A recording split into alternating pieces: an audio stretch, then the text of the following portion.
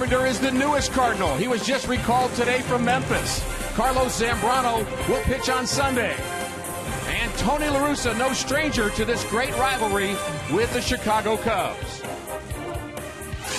Welcome to Cardinal Baseball on Fox Sports Midwest from Busch Stadium. The Cubs in town for a weekend series. The Cardinals hoping to rebound after losing 3 out of 4 to the San Francisco Giants. Welcome to the telecast. Rick Horton alongside Al Roboski. And Al, these Chicago Cubs have not been very kind to the Cardinals here in St. Louis of late. They really have not. The Cardinals have lost the last 5 games. They were just totally outplayed, outpitched, and outhit. And really, how stinging was it? Remember the Cardinals last year came back from Cincinnati where they swept, were in first place, and then Zambrano and the Cubs ended their season. We're going to take a look at our pitching matchup. From St. Louis, Ryan Dempster, the veteran, and Jaime Garcia looking to rebound. Our pitchers next.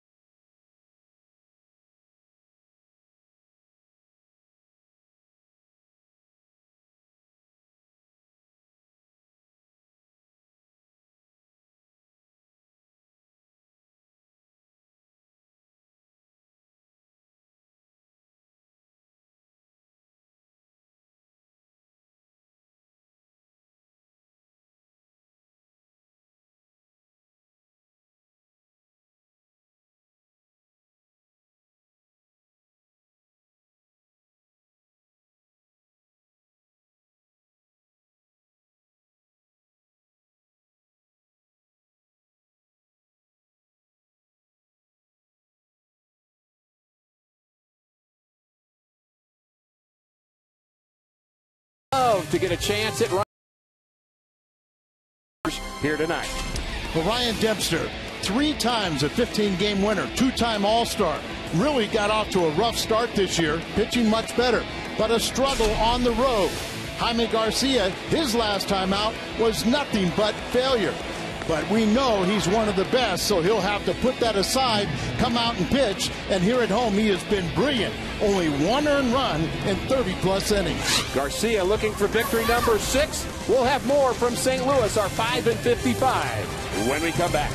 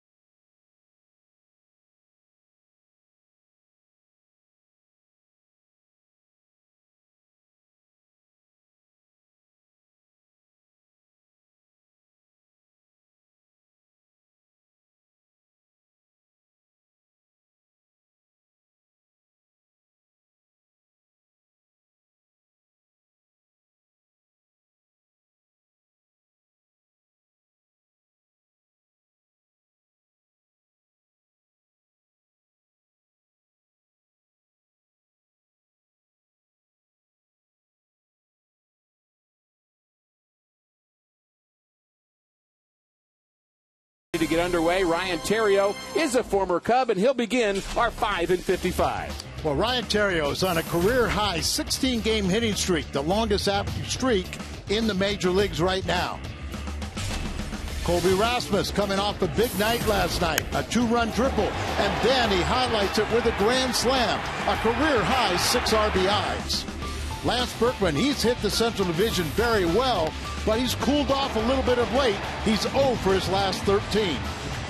When we talk about the Cubs, their young shortstop, he's moved to the 3rd spot in the order. He's hit well in 16 games against the Cardinals and in 327 against left-handed starters. Of course, Pena, the big gun, not swinging the bat for long ball, and he really has struggled against left-handed pitching. He'll be in the lineup tonight.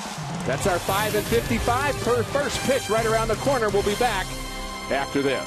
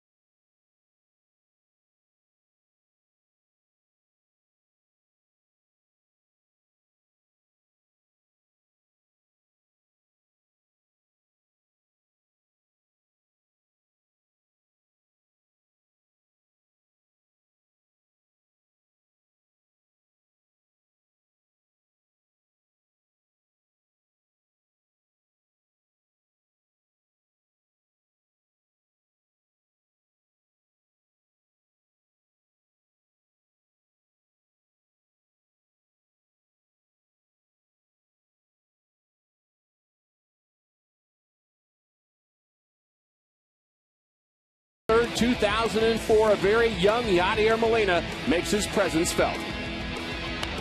Perez trying to help himself with a base hit into right field. They will test Reggie Sanders to throw to the plate. Molina's there. Got him. Welcome to the majors, Mr. Molina. Since that debut 7 years ago, Molina has shown he's much more than just a defensive catcher. Dan McLaughlin has more. Yadier Molina can do it all. He's a 3-time Gold Glove winner, a 2-time All-Star, and a world champion. Very few catchers can handle a pitching staff and harness the opposition's running game, quite like Yadi. And this year, very few catchers can hit like Yadi. Molina is among the league leaders in several offensive categories among backstops. But as teammate and best friend Albert Pujols explained, Yadi doesn't care about his individual effort as long as the team wins. The best thing that I admire about him being so young, that it doesn't matter what he does at the plate. Whenever he puts his catching gear, he can go 0 for 4, and at the end of the day, if we won the game, he's more excited than the guy that won the game, and I think that's something that I admire the best. Yadi is just 28 years old, but it's an experienced 28. Molina grew up in a baseball family, learning the basics of being a backstop from older brothers Jose and Benji. The Molina brothers all have a World Series ring, and Yadi is one of 3 catchers in history with 2 trips to the World Series before the age of 25. Manager Tony La Russa knew Yadi was a talented catcher as a rookie in 2004, but now that he's already had nearly 7 full years of experience, he's become one of the game's elite catchers. Well, when he got here, he already had a special feel for catching at whatever level. And what's happened is now he's got several years in the league. He just knows hitters better and ballparks better. He knows pitchers better, but he had great training because he had a special feel coming out of Peoria. Yadier Molina has proven he can handle just about anything. From the St. Louis hot summers to speedy base stealers to fastballs on the outside corner. On May 17th, he also showed he can handle himself both on and off the field. In addition to a 3-for-4 night and a key win against the Phillies, Yadi took time to hang with Justin Mendez, a seriously ill child from Puerto Rico. Yadi helped Justin experience a big league lifestyle, even if for just one night. But it'll be a night that Justin will always remember. And St. Louis will always remember a classy catcher for whom the best may be yet to come.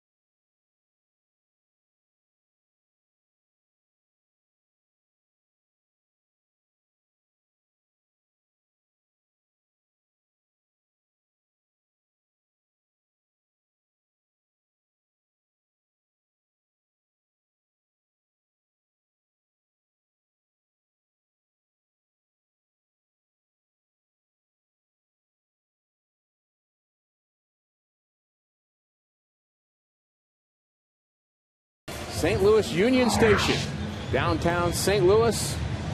Big crowd expected here on a Friday night, game one of a 3-game series with the Chicago Cubs. It doesn't get any better than this. And we'll take a look at this new look Chicago Cubs lineup. Kosuke Fukudome will be in right field. Darwin Barney is the rookie second baseman. Starlin Castro plays short. Giovanni Soto, Carlos Pena, Lou Montañez, Tyler Colvin, DJ LeMahieu. The rookie third baseman will bat eighth and play third, and Ryan Dempster, the veteran, will pitch and bat ninth. And Jaime Garcia, Al, looking to rebound. Well, you see he's making his 12th start. He already has 2 complete games. They were both shutouts, 5-1 record.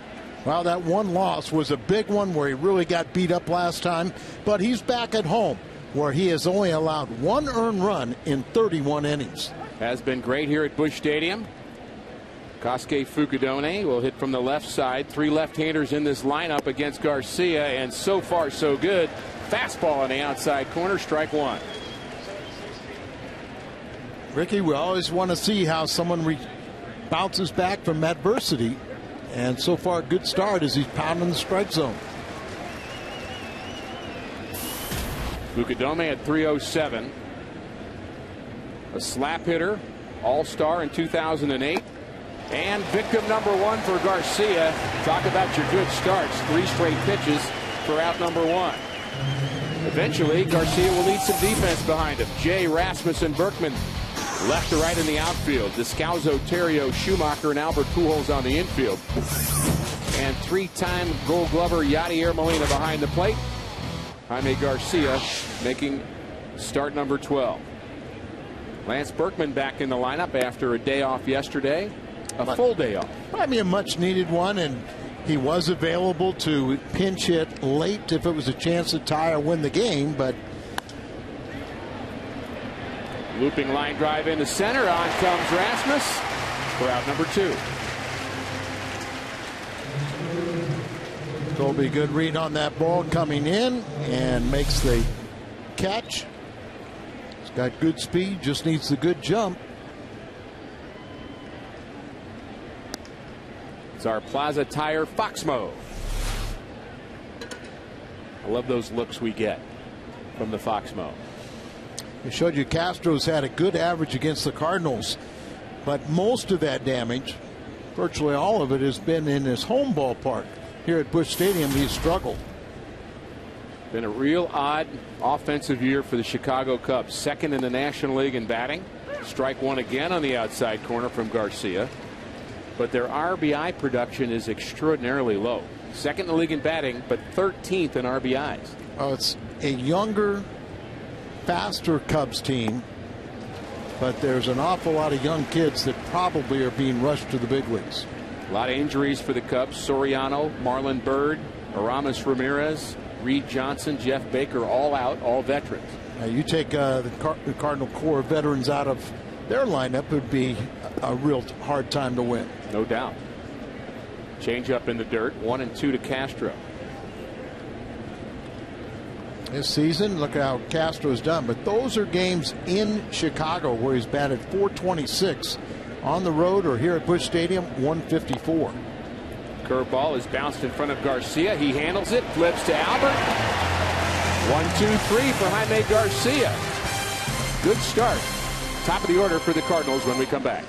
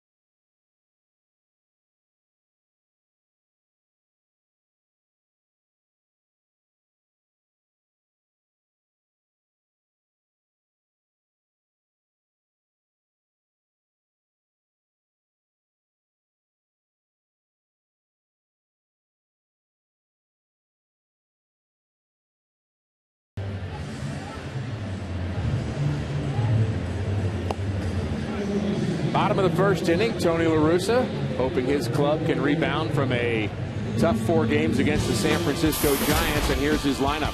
Terrio, Jay, and Pujols are 1-2-3. Berkman back in the lineup in right field.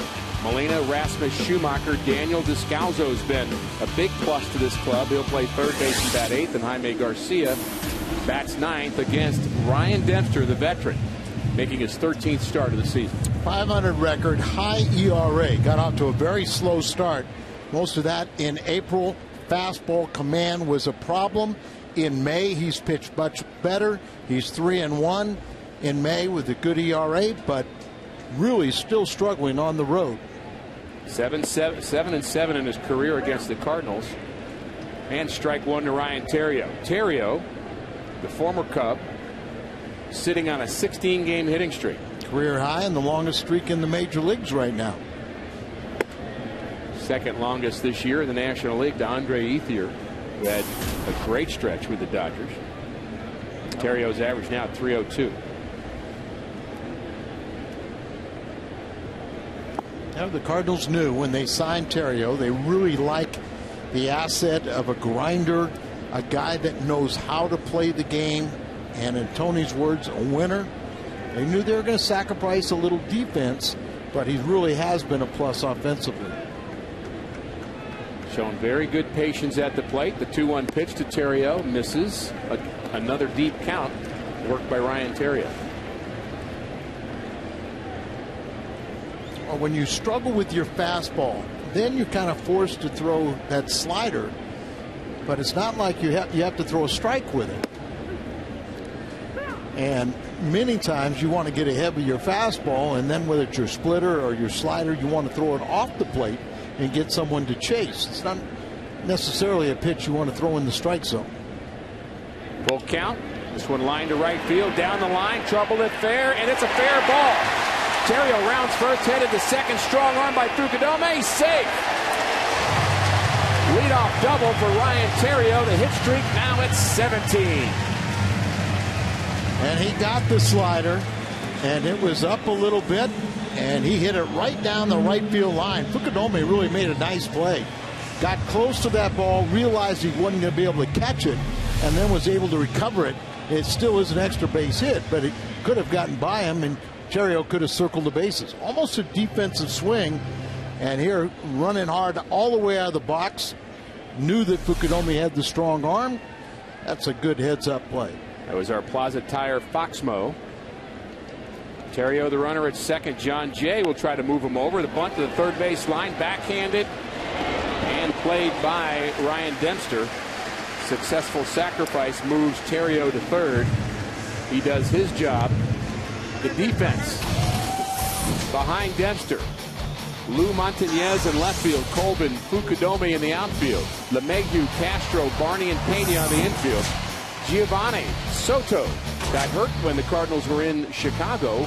Went to the disabled list for 15 days. He's back behind the plate. That's our Dobbs Tire and Auto Center's defense for the visiting Chicago Cubs. Interesting that you elect a sacrifice here in the first inning.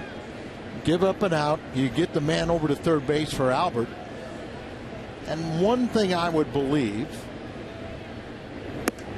is when you got a team like the Cubs that are young and struggling, you want to get on top quickly.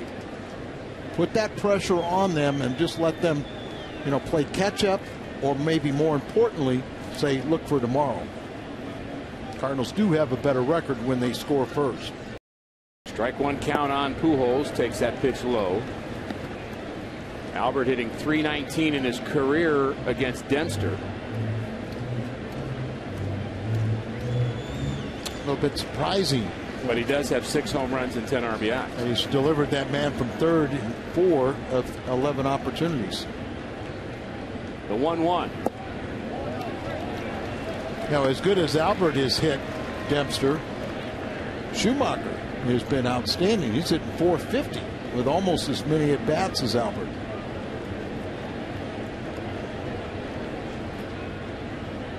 There's the Cubs defense playing deep, infield back, conceding the run. Good hitting count here. Being very careful with Albert. 3-1. They're doing the right thing by playing the infield back, conceding the run. It is early. Even though Jaime has just been brilliant here in this ballpark, you still got to play for, concede the 1 run and keep it a 1-run game. Come in, you play for a crooked number.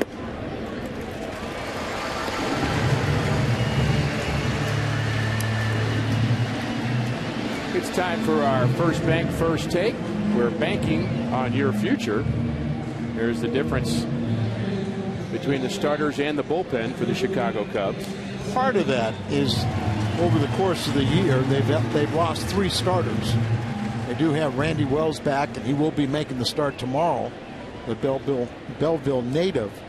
Well, when you take 3 starters out of any rotation, you know, you're going to have a struggle, and they've really struggled with their 4th and 5th starters. Last in the National League in earned run average, last in defense. Not a good combination.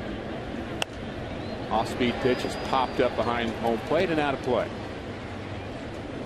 Lance, you know, has always hit the Central Division extremely well, but right now a little bit of a tailspin, so maybe he needs to see familiar pitchers and teams as he's 0 for his last 13. Berkman has dropped to 4th in the National League in batting. Still very good numbers at .329. Big gap in right center. The 0-1 low. Cincinnati hoping for a double play. Chicago, not Cincinnati. Cincinnati may be hoping for one too. Probably are. They are because there's 2 men on. The Dodgers are hitting. Long ball to right center field off the bat of Berkman. It's back and it's gone. 3-run homer. Lance Berkman, his 12th of the season, and the Cardinals jump on top.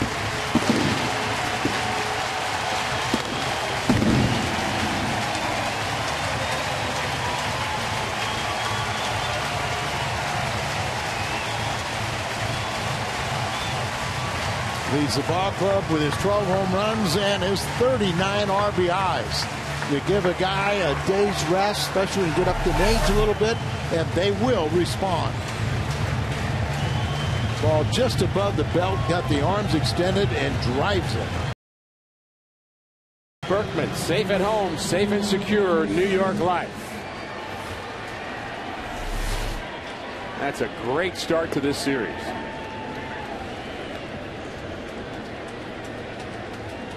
What the Cardinals need, both these teams are on little losing streaks. Colby Rasmus had a nice day offensively in the final game with the San Francisco Giants. A 6 RBI game, 2-run triple, grand slam home run in the 7th.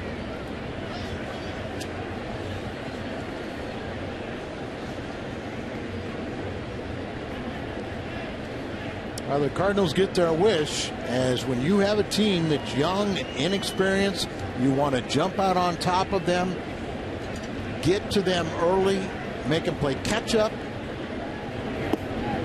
And what you can really do is make them think about this one's, we'll pack the bags and get ready for tomorrow.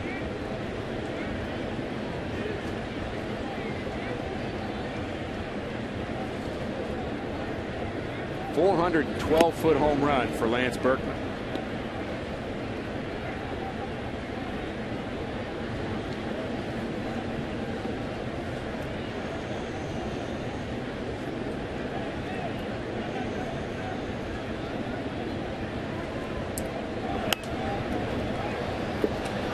One popped up, out of play. Soto looks at it, lets it go. Very few household names, Al, in this Cubs lineup here tonight. Soto had the great rookie season. Dempster, the veteran. Pena, the first baseman who's been around. But this is a very, very different Chicago Cubs ball club. No doubt about it. You know, young players, you don't know much about them. Not a good combination when you're not getting good starting pitching. Then you can't catch the ball, as they lead the league in errors.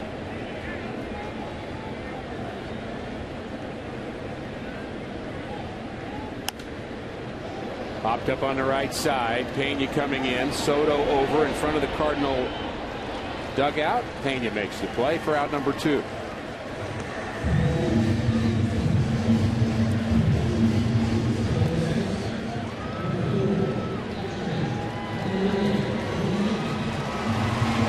Martinez out there, career minor leaguer, a former #1 draft pick, but a 6-year minor league free agent, as he's bounced around.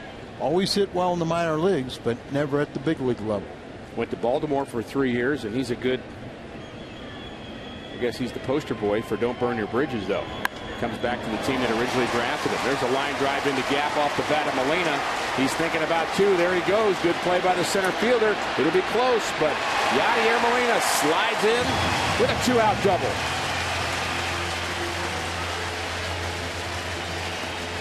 You hold your breath, but Yadi knows when to push it. Most of the time, you know, when he decides to try to get that double, he comes in safely. Just continues his torrid hitting. Throw to the outfield side, so that he knew there wasn't even going to be a play. But it looks like he slides to the infield side.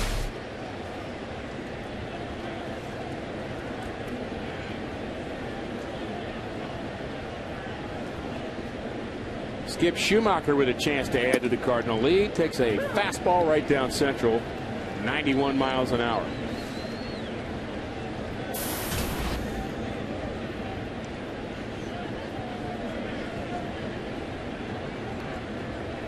(3-0) Cardinals.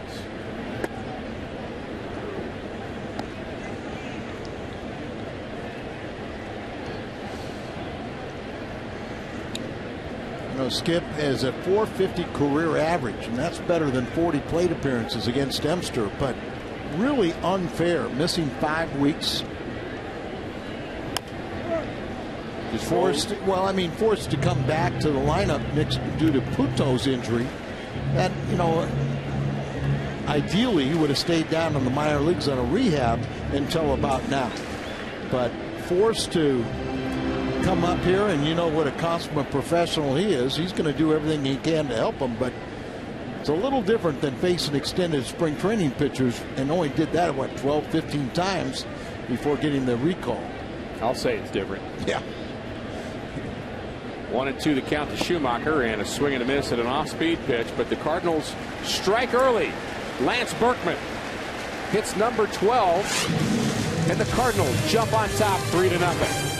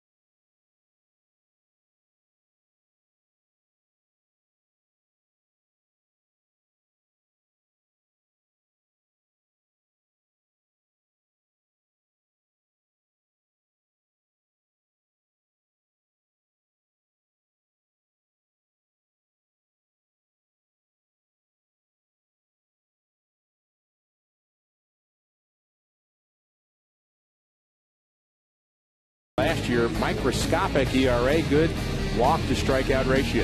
Yeah, his career here is 1.74, but this season it's 0.29. That was coming in, 1 earned run in 31 innings, and thanks to Berkman, he has a 3-run lead. What a day of rest will do for a guy. Oh, I've heard rest does wonders for you. You just don't. Sometimes you get too much rest, though. That's right. Garcia out for his second inning of work. And he begins again by throwing strike 1 to Giovanni Soto. Rick, you just got to take care of yourself. You know, if you do that, you'll be okay. I'll work on that, Al. Thanks.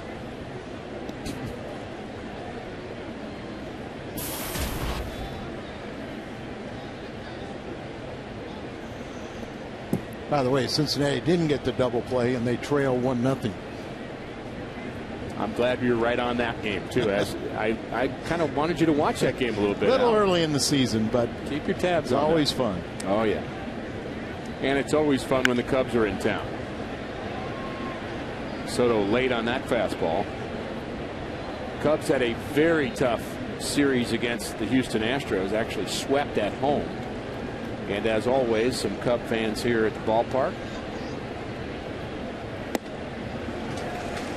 Another good changeup from Garcia, strikeout victim number 2.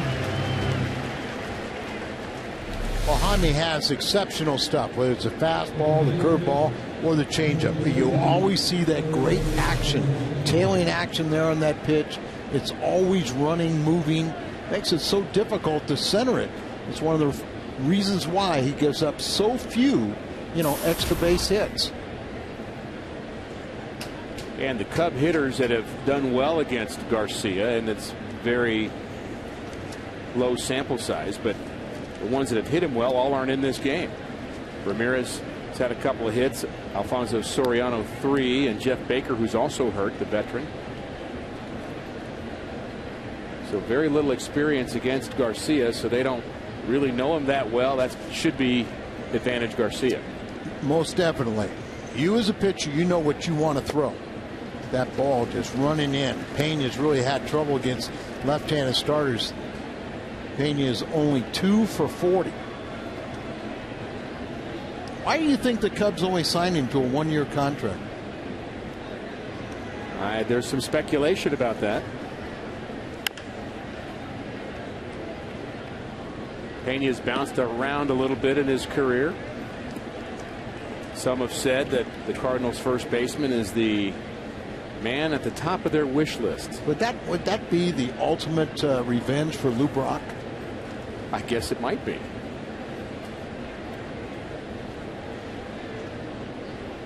Well, I don't even want to think about it, Al. Pena's bounced around, played in Texas, Oakland, Detroit, Boston, Tampa Bay, and now Chicago. And there's a reason guys bounce around. You know that they're a good player, but you find out that there's some things they can't do. Skies this one to center field. This is way deep and way high, but Rasmus takes care of it. Out number 2. Taking a game from some of Busch Stadium's most popular seats, the all-inclusive areas. You'll get a great view of the game, plus all your food and drinks included for one great price. Get your all-inclusive tickets at Cardinals.com. Warm, very warm night here at the stadium. 93 degrees at game time, which was 7:16 Central Time. And we're expecting a great weekend series. We will see Zambrano on Sunday against Chris Carpenter. That's certainly the marquee matchup in some ways, but Kyle Loesch has been fantastic himself. 7-2 with an ERA just over 2. He'll pitch Saturday against Randy Wells. Well, we know how important it is about starting pitching. And starting pitching's been good so far tonight. Garcia is right on track.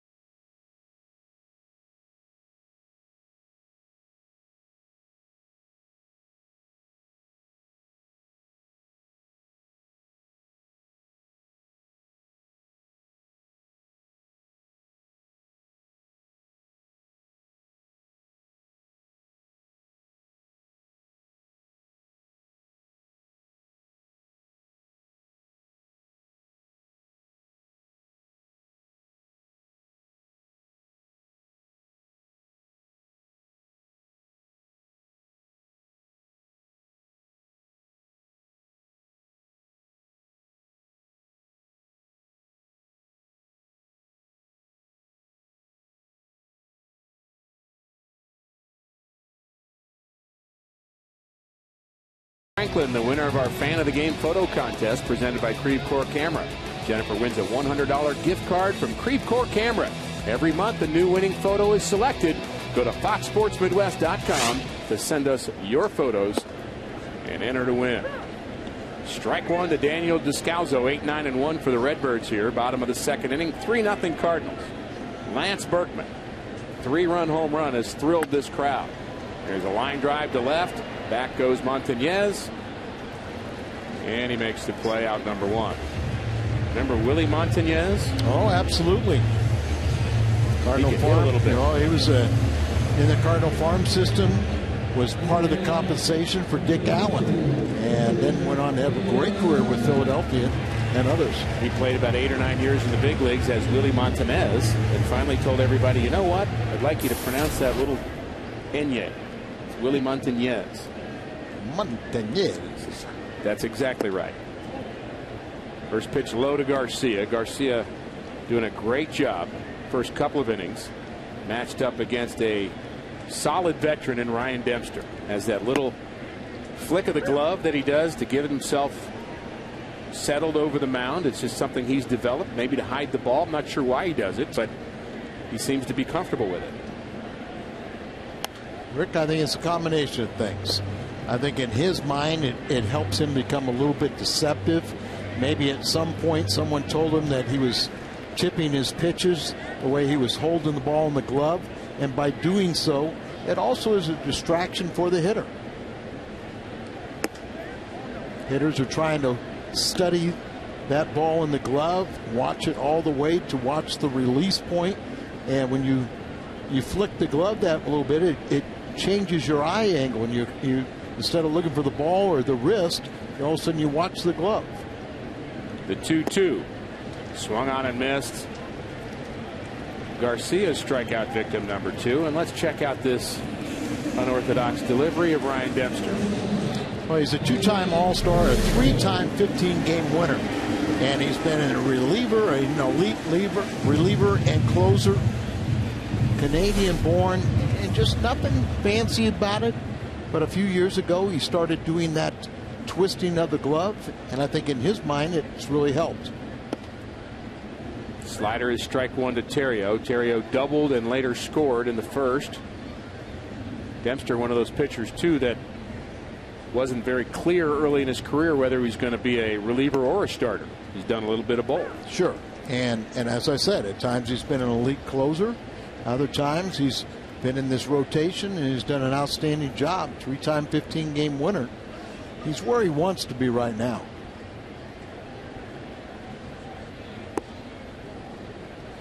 And everybody has their theories, Al, with the difference between a guy who's meant to be a reliever and a guy who's meant to be a starter. One thing, you know, it does help to have 3 or more pitches when you're in the rotation. High strike. Fastball in the upper part of the zone. Strikeout victim number 3.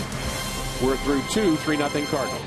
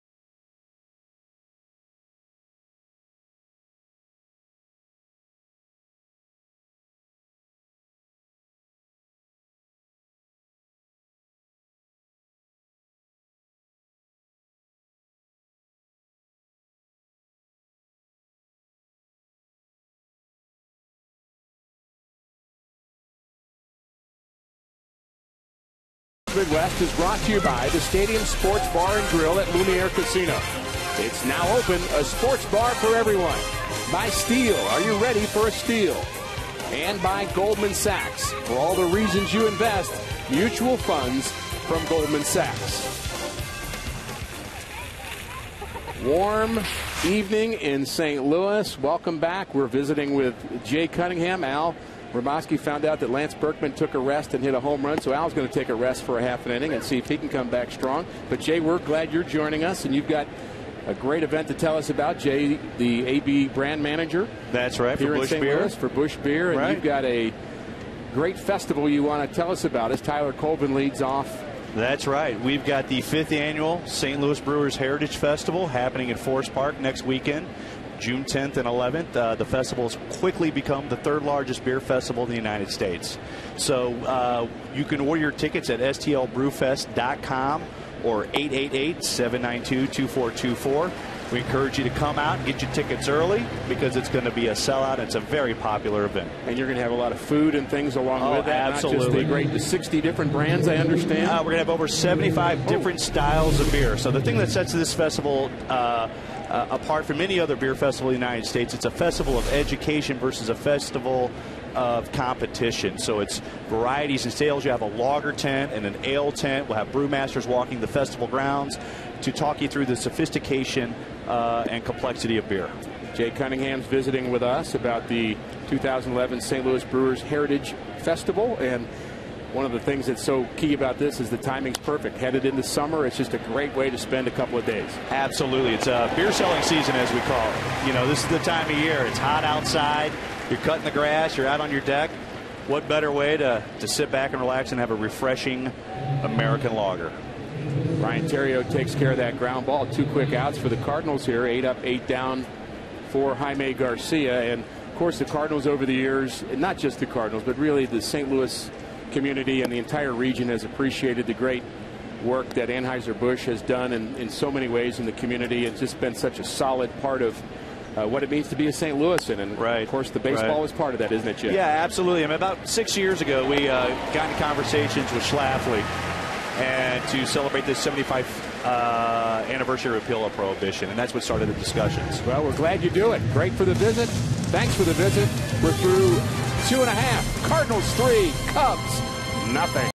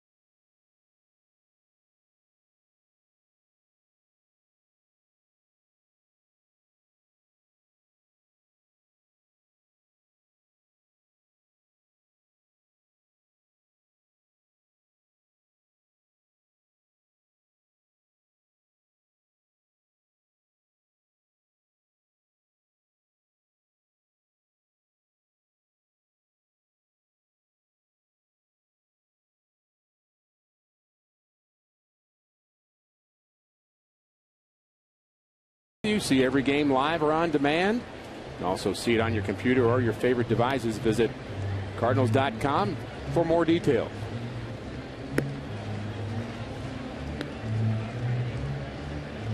Bottom of the third, 3-0 Cardinals. 3 runs, 3 hits for the Redbirds. The big blow, Lance Berkman's 3-run home run. And Al, I said that Lance Berkman took a day off. Came back, hit a 3-run home run. You took the top of the third inning off. Now you're going to come back refreshed and do something spectacular yourself. Well, I don't know if it's going to be exactly myself. We're hoping the Redbirds do. Well, that's what my thought process would be. John Jay and Albert and Berkman and company. I noticed Not me personally. Well, I noticed you were huddled in the back with Jay Cunningham, the brand manager from Anheuser-Busch. You guys were having a little secret powwow before you came back on the air. That's true. You were working it, weren't you? Well, remember what your request was? The delivery location you gave me? The truck. No. You forgot about them. You said your house. Oh, it's great to visit with them. Again, remind you the 5th annual St. Louis Brewers Heritage Festival. Be at Forest Park Friday, June 10th and Saturday, June 11th. STLBrewFest.com or call 1-888-792-2424. Tickets are on sale now. John Jay leads it off for the Cardinals. It'll be Jay, Pujols, and Berkman. Sacrifice bunt in the first inning. Move Terrio to third. Then the intentional walk to Albert Pujols, but runners at the corners, and Berkman delivered. You know, that's a good idea to set up the double play ball. But when you hit a 3-run home run, the strategy doesn't quite work. Cubs are last in the National League at turning double plays by a long shot. And I asked Bob Brenly why that is, and he said, you know, the middle infielders are pretty good. Castro and Barney, good hands, quick. And all he could think of is the pitchers aren't making the pitches needed to get the double play. Well, we've seen a lot of pitching staffs where they brag about the fact that you know, their team leads in turning double plays. Well, sometimes it can be because you got good interior defense. Other times because you got a bad pitching staff. That's exactly right. Leadoff walk to Jay, and some anxious moments here early on for Mike Quade. Quade took over last season, and he's in his first full season as the Cubs manager. He's 24-13. That's a pretty good finish. No doubt about it. There are a lot of people thought that Ryan Sandberg, who had really paid his dues, AAA manager in the Cub organization, would be the next manager. But Quade got the interim job, and his team responded. They played so well, actually deserved the opportunity to manage this team. You think about the emotional factors of the decision of wanting to have Ryan Sandberg as your manager if you're in Chicago. I mean, the great hero, that had to be a tough choice for Jim Hendricks. And Quade, like I said, he paid his dues many, many years toiling in the minor leagues. Then he's been up here the last few years at the big leagues. But his ball club responded to him. You know, Sandberg, I guess, saw the writing on the wall, and he left the organization. He's now with the Phillies.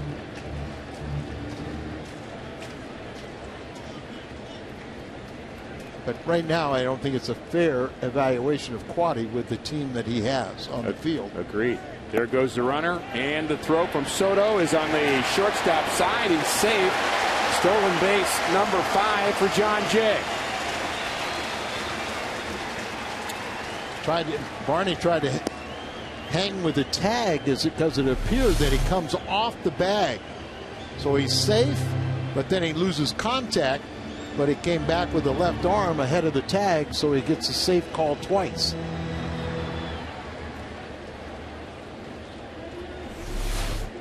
It's a good call. Right on top of it. Ted Barrett, umpire at second. Ground ball to the right side, and Albert is out 4-3. That moves John Jay to third.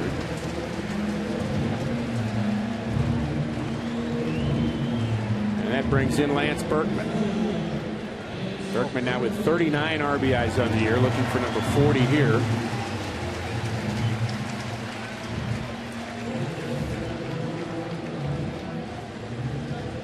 I know you and Dan have talked about it the last week or so, but Lance Berkman getting more playing time than what originally was the game plan. He's responded and in such good shape.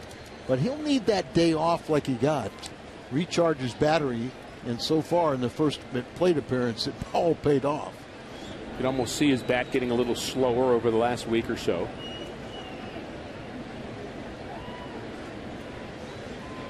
Particularly dangerous from the left side. Now here in the third inning, they draw the infield in as they already trail by 3. They just feel they can't go down any further. Barney, the second baseman, playing back, but first pitch he was in on the grass also. Off-speed pitch, swing and a miss. Off-balance swing from Lance Berkman, 0-2.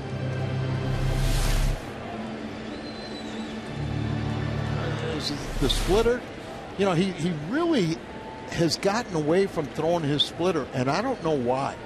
Pretty nasty. 0-2, popped up on the left side. Should be playable by Castro, and is. So Lance Berkman not able to drive in John Jay, and it'll be Colby Rasmus's turn.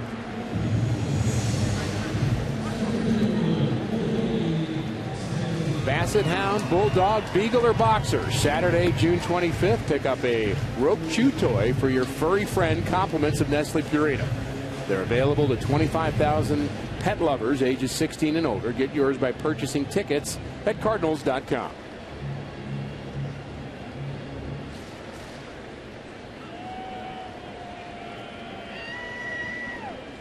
Rasmus popped up in the infield. His first plate appearance. 5 homers, 26 RBIs for him.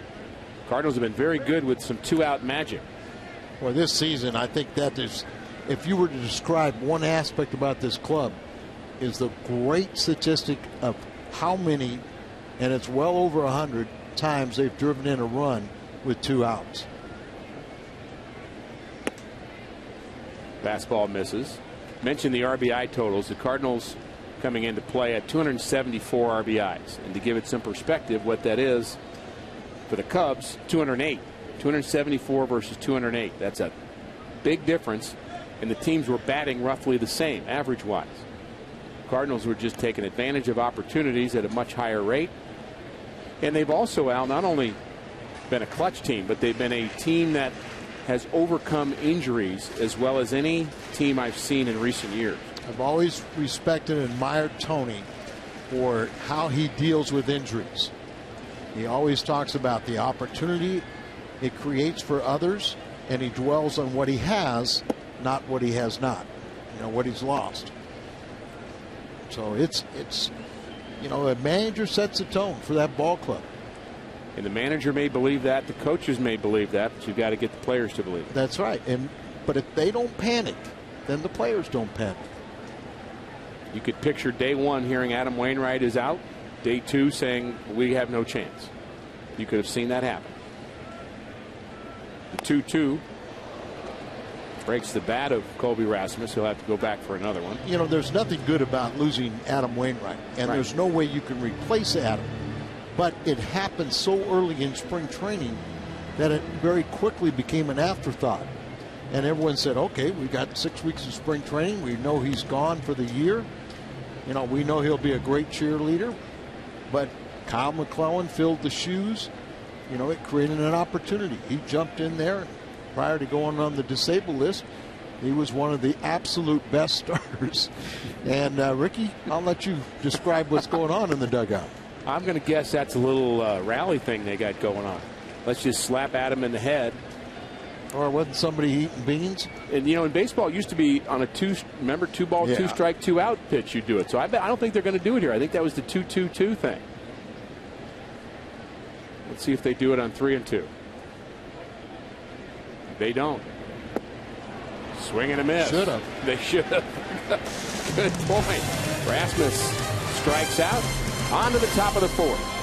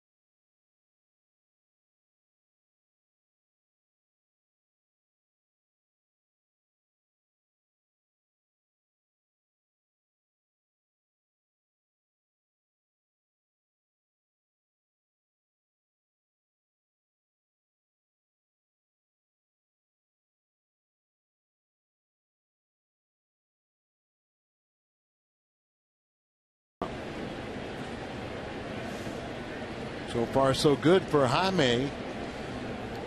3 up, 3 down in all 3 innings. Looked very sharp, hasn't he?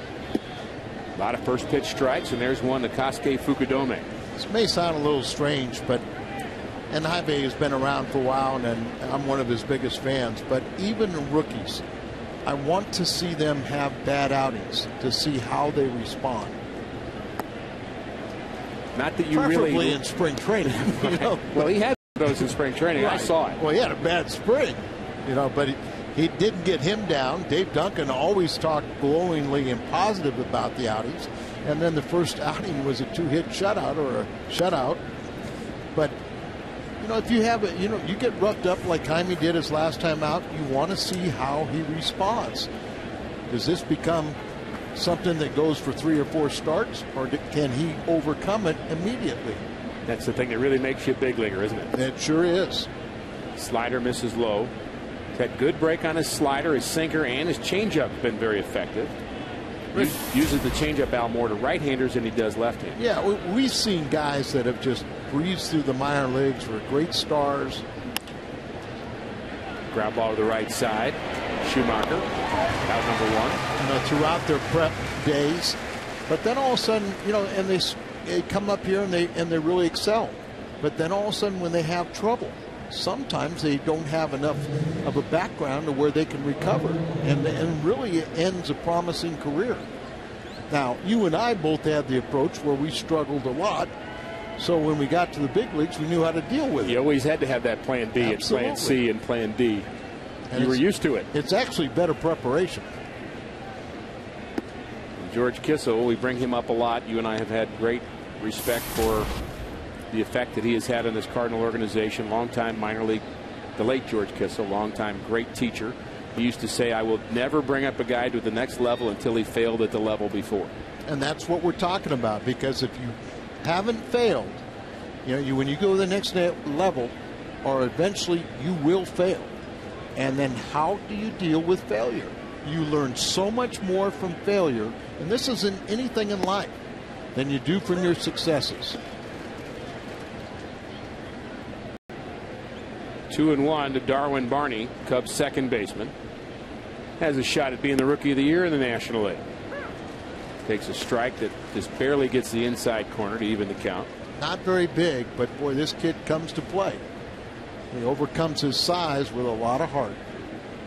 The 2-2. Hit on the ground to Terrio. Handles it flawlessly. Out number 2.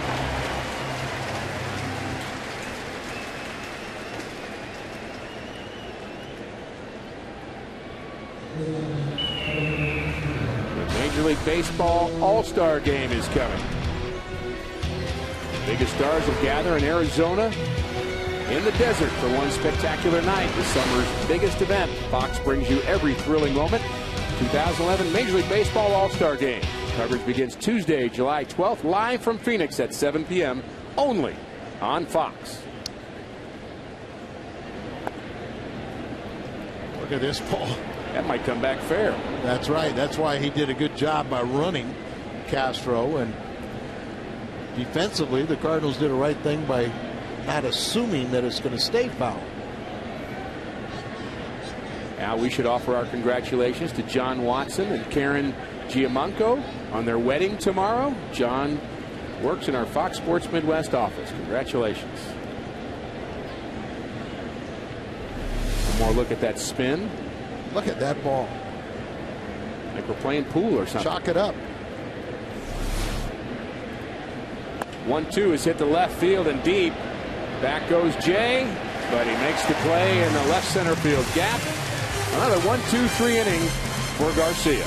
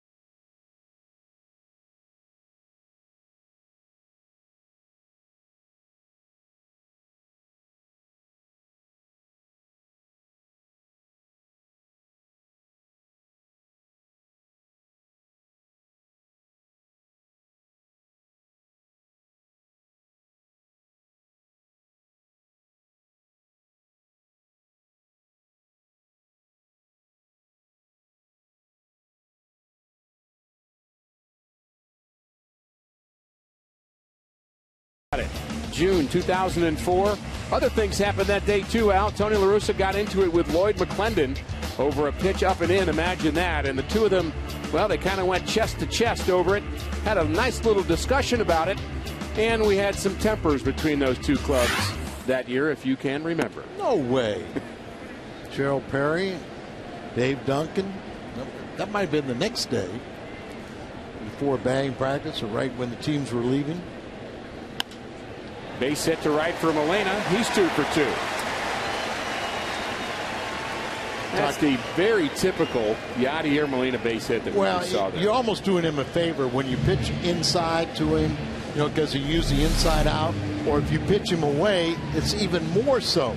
An easy way just to stay within inside the ball, just to throw those hands out there and shoot one to right field. We're talking about the All-Star game. How about Cardinal Nation? Get behind all your favorite Cardinals. No doubt about that. They're going to be well represented once again, but we could make it a few more. A lot of votes already for Albert and Holiday and Berkman. The last I saw, Yadi was 3rd amongst catchers, but Posey, moving up. Posey was number 1, who's out for the year. Are you a little surprised that the Giants haven't asked Benji Molina to come back? I am. I think he'd be a perfect fit for them. I mean, Eli Whiteside it's a great story. A guy who's persevered so many years in the minor leagues, and got the chance, but obviously offensively challenged. And, Benji was a cleanup hitter 2 years ago for them. 1-1 to Schumacher's hit on the ground to the right side. Tough play for Barney. He's going to try to get the lead runner and does. Risky play for Barney. Fielder's choice for Schumacher. Rick, a lot of times I judge a second baseman. Will he make the risky play? He's got an easy play in front of him, but the right play, can you keep that man from going to scoring position? Also, that Yadi's running.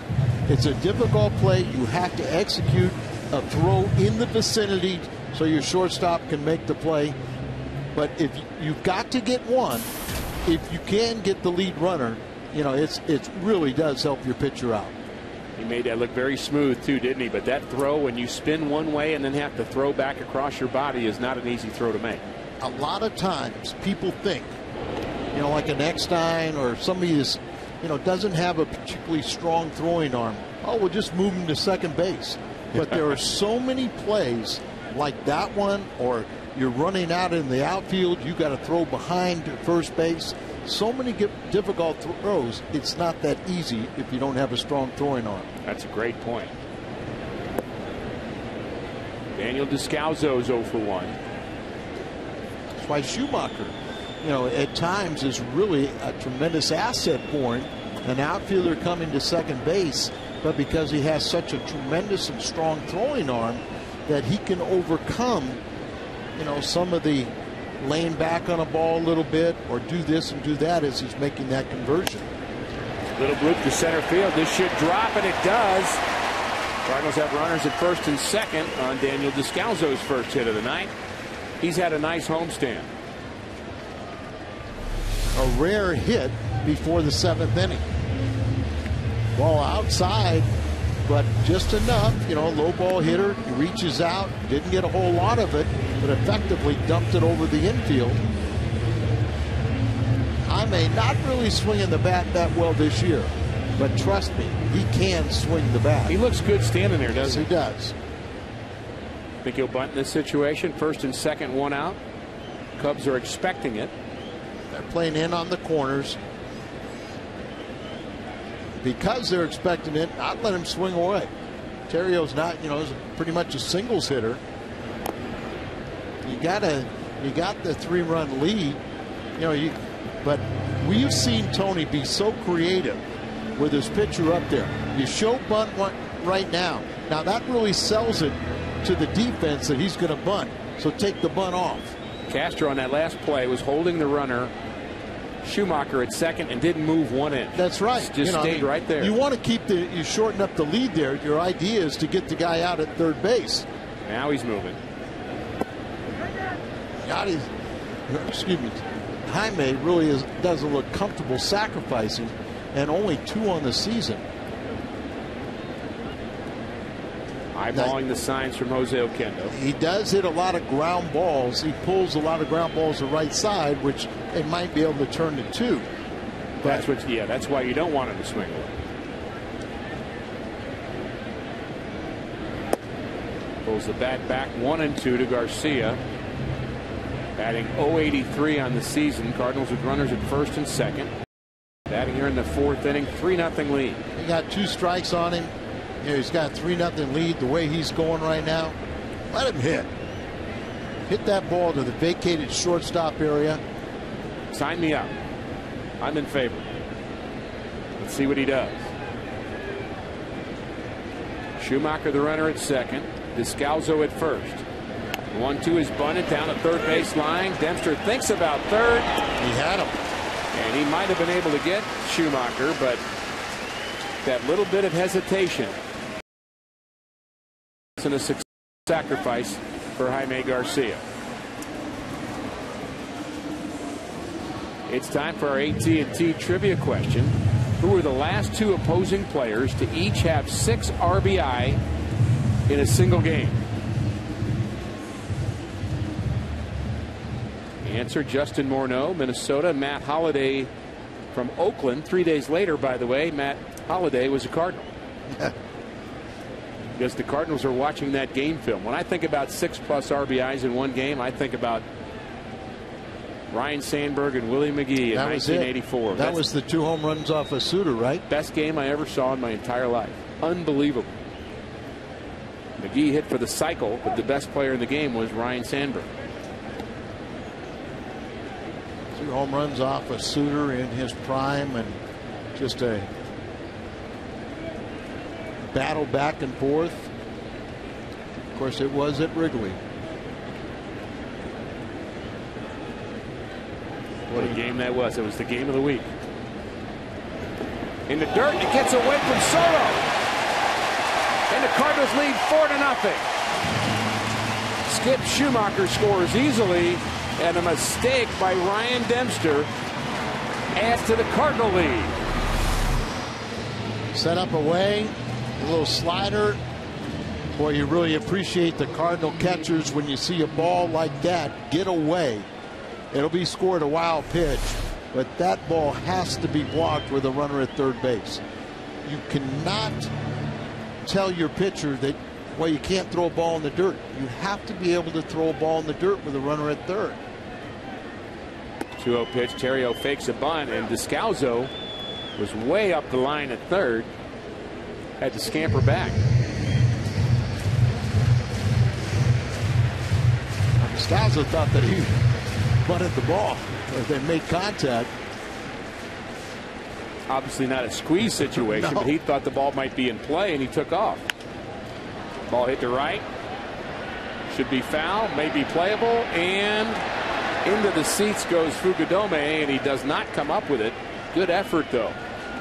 I was surprised when I looked up right before how close he was playing to the right field line. Defensively, they had the outfielder swung away, but he only took a half dozen steps. You don't see him running hard, but he just took a half dozen steps, was already at the railing, and with that low wall, you're concentrating on the ball, and you all of a sudden your knees or your thighs hit that wall, and you flip right over. Good effort for a strike. 2-2 the count. 2 balls, 2 strikes, 2 outs. Defensively, they play Terrio in the outfield like he's a left-handed pull hitter.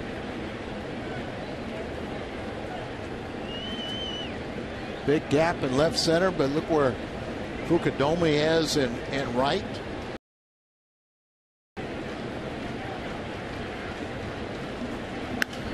Ball hit hard to center field, but playable by Tyler Colvin.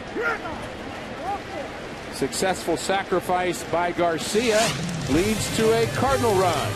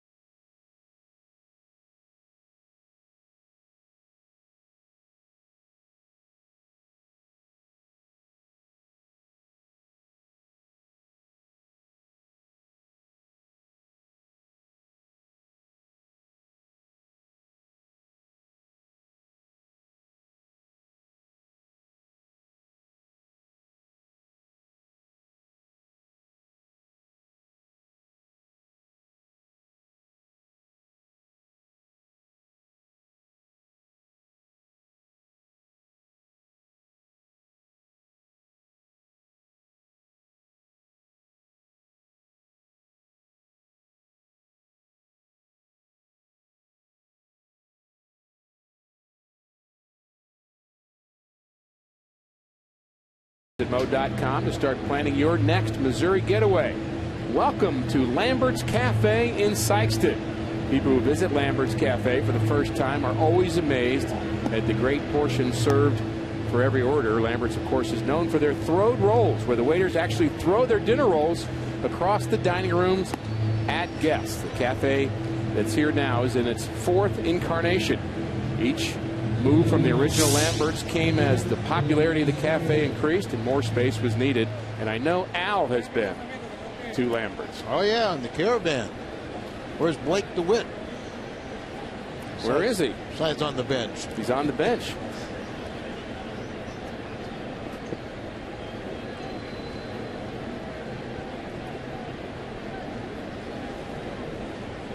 Top of the 5th inning, it's been all Jaime Garcia and all Cardinals. 4-0 Redbirds.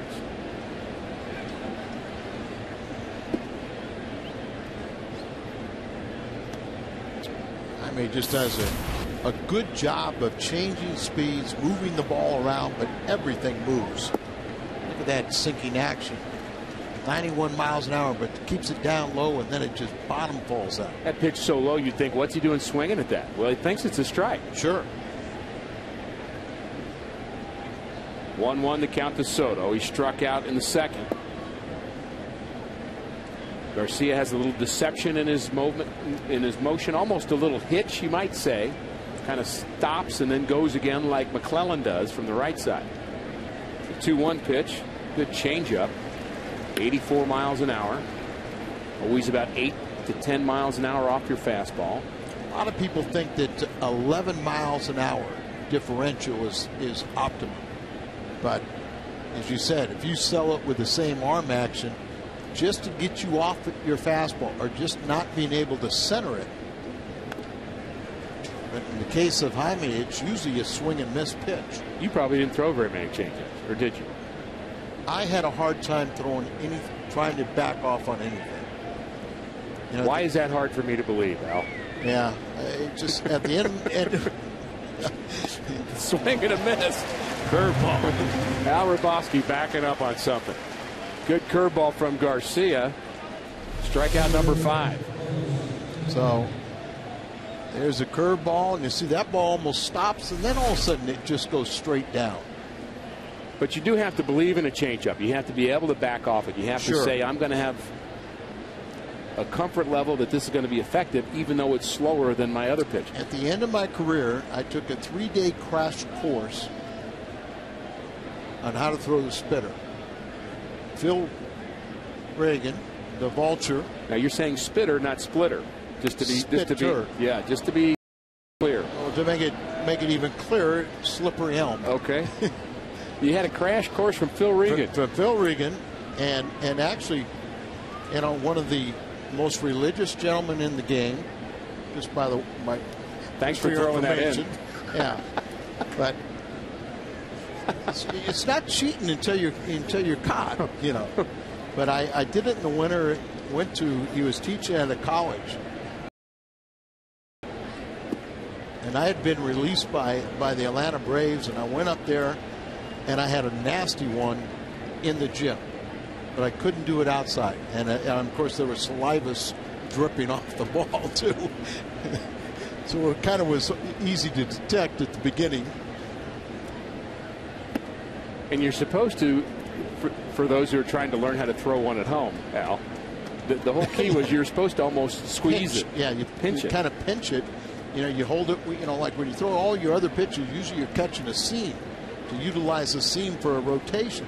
On this, you kind of pinched it, you know, without touching any seams to kind of have it just ooze out. And fastball misses. The funny story actually is Phil, for whatever reason, kind of liked me. He goes, I still know some people in baseball. Let me make a few phone calls. I'd been released. And in his effort to try and find me a job, he called the Seattle Mariners. And they said, what are you doing? And he got a big league pitching coach job, and eventually was the manager of Seattle also.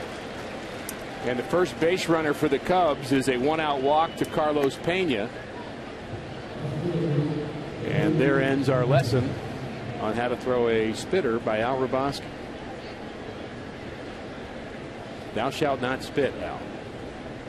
That's why you use slippery elm. Okay. Throat lozenge. You get a tacky substance on your fingertips to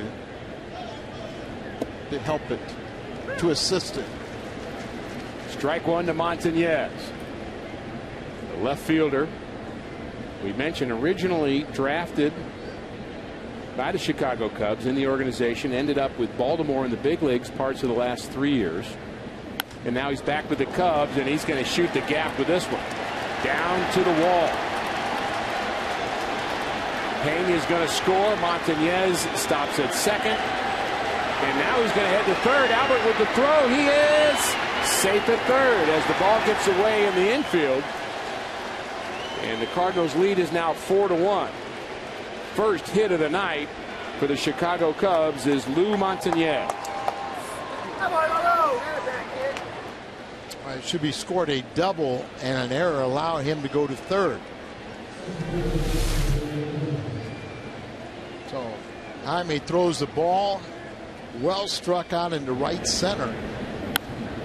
See the ball slicing away from Kobe Rasmus. Peña going around. He's going to score easily. And then he was going to stop, but the throw got away. And good effort by Albert to get over there, and a nice stop by Descalzo, who tried to get the tag, but he gets over to third easily. So far they have not ruled an error, but it shouldn't be a straight triple.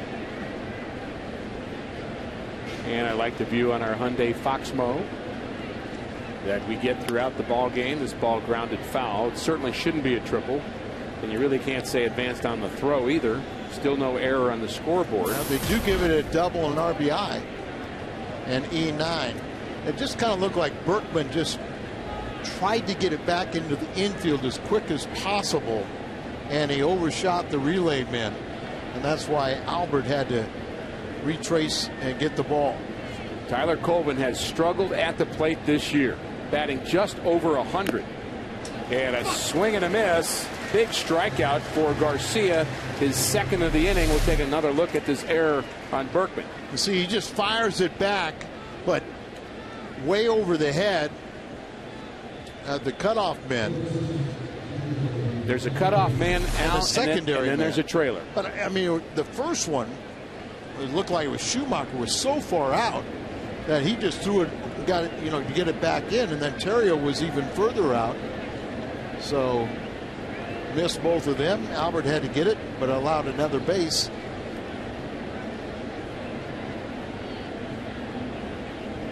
And Montañez at third for DJ LeMahieu, 22-year-old from LSU. Grounded out in the third inning. And he looks like he's about 10 years old. I almost wonder with that name and that the fact that he went to LSU if he is from Louisiana. You would think so. This may be a tough play here if it's fair, but it does roll foul.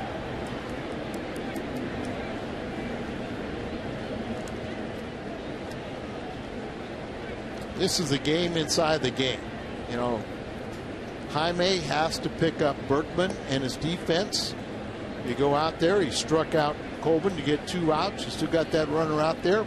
But you go show everybody how good you are and how tough you are. That, okay, guys, I know you're hustling. You're trying to help me out. I'm going to show you I'm not going to let that run come back and score. No sense using that ready-made excuse. That's an unearned run? Yeah. No, that's a run out there. Overcome it. 1-1 the count. Changeup is blocked by Molina, and there's the difference between what we saw from Soto last inning, Al, and Yadier Molina behind the plate. It's a great point, and that's what we're talking about. You really appreciate Yadi. You go back to, but when you've got a runner at third, there's times where you've got to be able to bounce a ball, and that was a out in front of the plate. But Yadi would be the first one to tell you, hey, don't be afraid to bounce it. Another sharp pitch from Jaime Garcia evens the count at 2, and he's looking for another strikeout. Already has 6. Now that he's got 2 strikes, now you do go for that punch out. Prior to that, there's a changeup. And a good one. Strikeout number 7. Garcia strikes out the side. Cubs pick up a run. Jay, Pujols, and Berkman.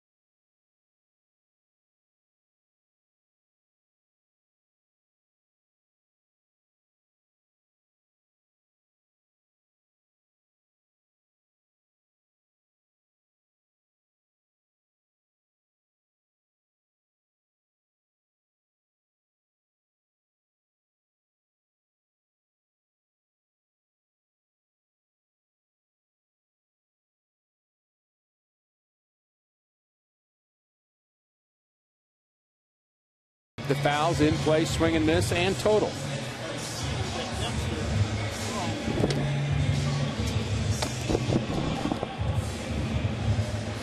See, Dempster's thrown 45 pitches, Jaime 43. But look at the difference in the swing and miss, 9-15. Also, Dempster's put so many more balls in play. 13, where Jaime only 9. They're not centering the ball, swing and misses, fouls off. Everything else, keeping the ball out of play. A reason why Jaime is controlling this ball game. He's only allowed 1 hit, Dempster 5, and 1 less inning pitched. He really is controlling this game, isn't he? He really is. It's fun to watch him when he is right. And we talked at the onset of this game about how Garcia needed to really turn around what he had done in his last outing, and he has accomplished that. 1-2 to John Jay. Jay has successfully sacrificed, walk, and stole a base in the 3rd. And he has been a big plus in this Cardinal lineup in the absence of Matt Holliday. Feel very good about him being in the outfield and him being in the lineup. Ground ball foul. And Al, I would say that John Jay, in my estimation, and correct me if you see something different, but to me, he's getting even better defensively. He's taking some great jumps and making good throws. He looks very comfortable in the outfield. Well, I remember going back to last season, and you could tell that he was well schooled. You know, he played at the University of Miami, but through the Cardinal organization, he had some good coaching, and he was a good pupil. That he really has learned how to play the game properly. And I thought maybe a little bit the first couple weeks he maybe regressed a little bit, but he wasn't playing that much. Right. You know, and now that he's getting an opportunity to play more, boy, has he been a delight offensively, defensively, and just a great teammate. When he's in the lineup, he's prepared, and he's delivered. But when he's not in the lineup, he's there cheerleading and always ready for a late inning, whether it's defensively or coming in the clutch. Perfect player to have in your club. 2-2 the count to the Cardinal left fielder, John Jay. Off-speed pitch is bounce foul. And I know there's a lot of people that have been excited about what he's done. And, you know, when Berkman and Holliday are healthy, they wonder, well, what's his future? Well, his fielder. And to have that role, come off the bench or do whatever, you know, that he's going to be ready to play. But the way he keeps on swinging and playing, you know, at some point you got to say, well, maybe he's going to get a little bit more playing time. Hard to keep him out of the lineup. Keeps producing as he has. Base hit up the middle for John Jay. Brings in Albert Pujols. Albert has 99 home runs here at Busch Stadium 3. Our Hyundai Foxmo takes us around the bases with John Jay. 99 home runs here. Albert is trying to become the 8th active player to have 100 home runs in his existing home park. You know, he's well over 400, but 99 in this third version of Busch Stadium.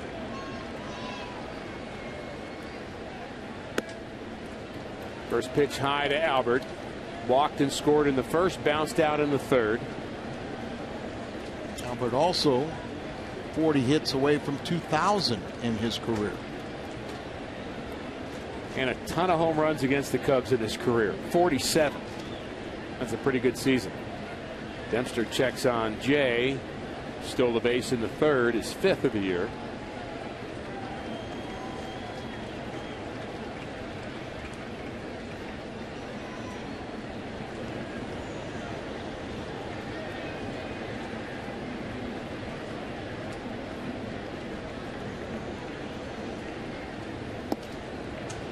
Albert swings through that one, and 1-1 is the count. Albert at 264. Yeah, I'd like to see Albert hit more balls to the opposite field right now. Stay on the ball. You see that swing there, that produces where you're off balance, a lot of the rolling over on and hitting into the ground ball double play. This ball hit deep to left. That goes Montañez. Number 100 for Albert at Busch Stadium 3. Home run number 10 on the year. And Albert strikes again.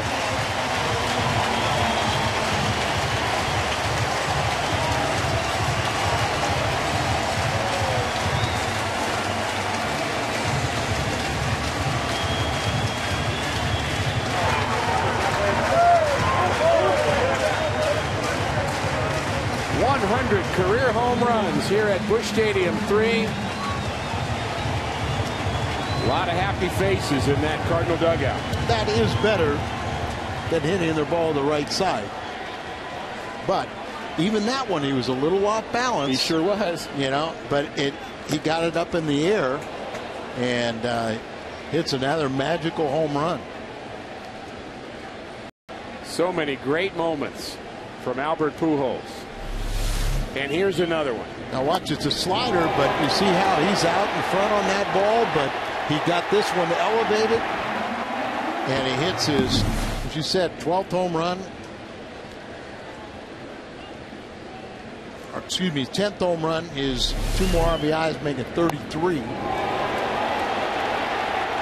That one got out of here in a hurry. Yeah, you see these line drives. You know, we got to getting some air underneath some of the balls. You know, where it was either ground balls or getting way underneath it, but we were missing the line drives. And when Albert hits the line drive, they'll go. That would measure at 394. A little more than I thought. There's a bloop the other way. This should be a base hit for Berkman, and it is. Little flare to left. 3 straight hits for the Cardinals here to open the 5th inning. And it's 6-1 Cardinals with Berkman now at first base for Colby Rasmus. Lance Berkman's always been a guy, particularly from the left side of the plate, that utilizes the field. And as a pitcher, when you got a guy that will spray the ball around, you cannot pitch him in one location. A dead pull hitter is so easy to pitch to. But a guy that will take it to all fields, then you can't stay in one location. Makes me think of Tony Gwynn, who may be as good as anybody that I pitched against in terms of using the field. And the classic book on Tony Gwynn was throw it down the middle. Just throw it down the middle, because he gets confused by that. He's so used to driving the ball the other way. If you pitch him away and he turns on it, just throw it down the middle and hope for the best. Right. You know, and I mean, it just makes sense, because pitch him inside, he knows how to turn on that ball. You pitch him way, he can inside out, or he can do all kinds of different ways. But when the ball in the middle of the plate, he didn't know how to do that. Which swing do I do? Which Hall of Fame swing do I give you? Great pitch recognition, and that's what Lance Berkman has. Lance Berkman, one of the top on-base percentage guys in the history of this game. In fact, he's ranked 37th all time. Anybody's ever played this game, that means he walks his share, but he also can hit. I was just going to say, they have a common denominator, great plate discipline. They understand the strike zone, so you can't get them to expand their zone. Pop foul and out of play. We mentioned that Albert had hit Dempster well. He'd had 6 home runs, now 7 against Ryan Dempster. That's the most home runs he's had against any one single pitcher. The Cardinals, of course, play the Cubs a lot. And Dempster has seen Albert a lot. The average not so high, but the power has been there. 92 pitches, 58 for strikes, as he's working here in the home half of the 5th. One of the things that's happened to the Cardinals recently is Cardinals have gotten away from having a starter go so deep into a game, and that's been part of the Cubs' problem. Is they've been using that bullpen a lot more innings than what they would like. The 2-2 is high, and very interesting makeup of this Cubs bullpen. They've got Kerry Wood and Carlos Marmol from the right side, and they've got 4 left-handers. I don't remember the last time I saw 4 left-handers in a bullpen. No, it's, I mean, imagine that conversation now. Yeah, most managers would find it an extreme luxury to have 3. Full count to Rasmus, not going. Fouled straight back. Of course, out of those left-handers, you got your long men in those down there in the left-hand side of your bullpen, because Kerry Wood and Marmol are short. And pretty good. And good. But every team's Achilles heels is to get into that bullpen early. Everybody can give you a pretty good 8th and 7th, 8th and 9th inning. Handled by Pena. Tough play to second. Back to first. Very nifty double play. 3-6-3. He's got some gold in his house. Gold Glove winner in 2008. And he turns a very nice double play. That brings in Yadier Molina. What's on tap tomorrow on Big Fox? Randy Wells 1-1. Kyle Loesch 7-2 for the Cardinals. Brought to you by Budweiser. 3 o'clock start. Kyle Loesch has been outstanding this year. A lot of folks wondering whether he can continue doing that, Al, and why not? Why not? You know, he's healthy. Keeps himself in good shape. He's excited about what is going on, but he's got his feet well grounded. Working hard to maintain what he started out.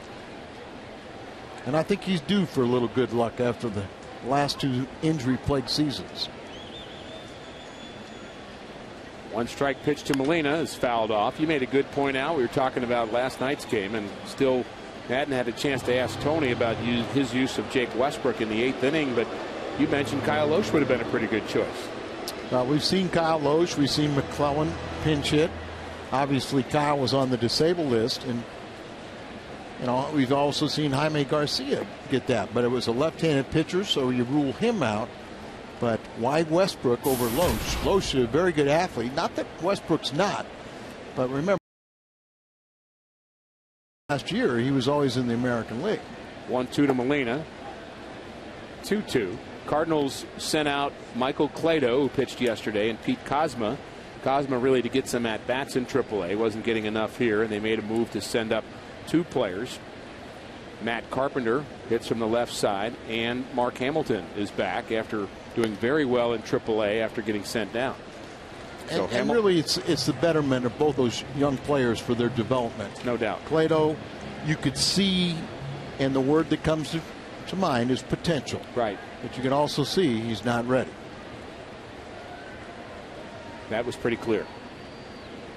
Nice to throw 98, though.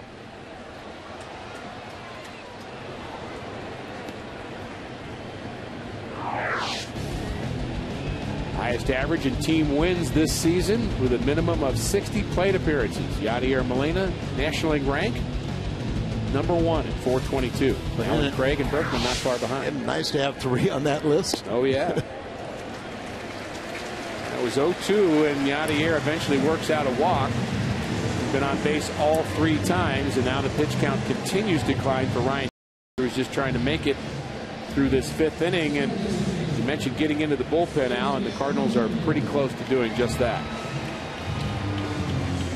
Well, with today, with pitch counts and the way this game's going, it's pretty hard to say that he's going to come out after this inning.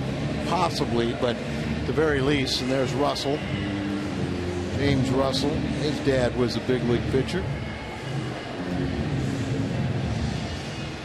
One time there were no pitch counts. One time, starters, what they started, they had to finish. And if the game was still going on into extra innings, a lot of times that starting pitcher pitching effectively, he stayed out there. Ball 1 to Schumacher, and I can just hear all the new school younger people telling old guys like you, yeah, at one time they used to go to games on trains too. Just to make us feel old, Al. Well, just to make people feel young, there's a lot of Cardinal fans that take the train to Chicago. That's right. People still do that. Yes. Always a great trip, isn't it? Love going to Chicago. And the Cub fans love coming here too. Very great and amiable rivalry, I would say, compared to some of the rivalries in sports. This is one that has been great to be a part of and see the fans kind of respond. And we always see Cub and Cardinal fans sitting together, husband, wives, 2 kids maybe from the same family wearing different uniforms. In my mind, as a baseball fan, it is the best rivalry because it is so friendly. And it is a rivalry that, and I think you would agree with this, that even though there have been heated moments, and in my era you didn't like the Cubs and things aren't quite that way now, but it's a rivalry that the fans get more out of it than No the doubt. players. Yeah, that's true. And I think that's good. And where the Yankees in Boston, it's not like you want to take your family. Right. Same thing with the Dodgers and Giants. But this one is just really fun. 1-2 fouled off. Schumacher stays alive. Skip is 0 for 2, looking for his first hit, the Cardinals' 9th against Dempster. And I know we always recommend to Cardinal fans, if you've never gone to Chicago, to go and take in a Cardinal Cub rivalry. And I think the last few years we're seeing more and more of the Cub fans coming down here.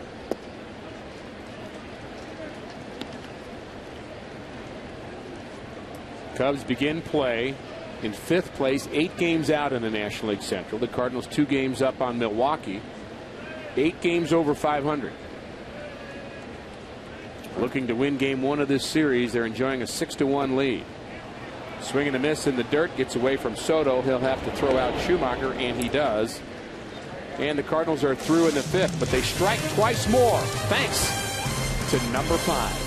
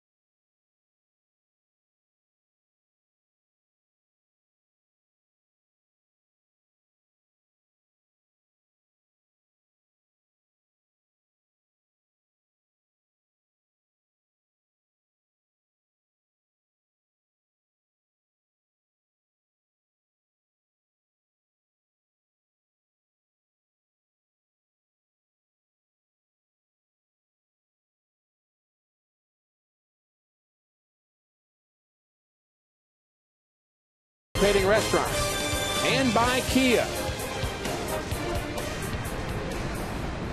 That's Derek Johnson. He's in charge, working outside of Busch Stadium. Always a friendly face. A lot of great folks working here at the ballpark, trying to make your baseball experience more enjoyable. One of those gentlemen. We appreciate his fine work, and we certainly appreciate the work of Jaime Garcia. 5 strong innings, allowing just 1 hit and 1 run, and he will face a pinch hitter. And Tony Campana. Another guy not really big, 6 for 24, 12 games this season. As they have 13 homegrown players currently on their roster. A lot of injuries for the Cubs. Campana runs well. He was selected from Iowa AAA on May 17th. 5 for 16, a .313 average against right-handers, compared to his 125, 1 for 8 against lefties, 1 for 9. You better hurry. Schumacher throws him out by a half a step. Good to see him hustle, though. Next week he'll start shaving. Or buy a cat. Put a little milk on the face, and you don't have to buy razor blades. Sage advice from Al Raboski. Kosuke Fukudome's 0 for 2. 3 left-handed batters in the starting lineup for the Cubs tonight. And they are a combined 0 for 5. Garcia has been very tough on left-handed batters. Not very many hits and very few extra base hits from the left side. That's it. You know, really not many extra base hits, period. Has allowed 4 home runs. Part of that was his last outing in Colorado, but he has really kept opponents to a .248 average, which really isn't real, you know, high. I mean, real low for how effective he has pitched. It's going to be a tough play for Garcia. Gloves it, quick throw, and he's out. Albert hangs on. Snow cone, but he hung on. Wow. Pulled his arm out of his socket as he's thrown his best fastball to Albert. And somehow kept his foot on the bag. He's still stretching out. Pounce on that ball. Spin and actually got more glove or more of the bag with his foot than he did with the glove. And somehow he stretches out there, holds on both with the bag with his foot and the ball with his glove. Had to kind of curl the glove hand around and just maintain and hold on to the ball.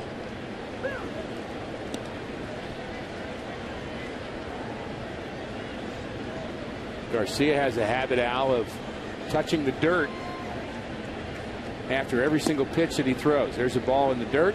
He's going to get the ball back, tug on his belt, catch it. There it goes with the dirt. Pitchers all have their own little idiosyncrasies. You don't have to do sit-ups that way. He got 2 that time. That's his way of doing sit-ups. Doing some ab work? His ab work. Okay. Ground ball back to Garcia. That's enough ab work for 1/2 inning. 1, 2, 3 inning. 3 little harmless ground balls. Garcia threw 6.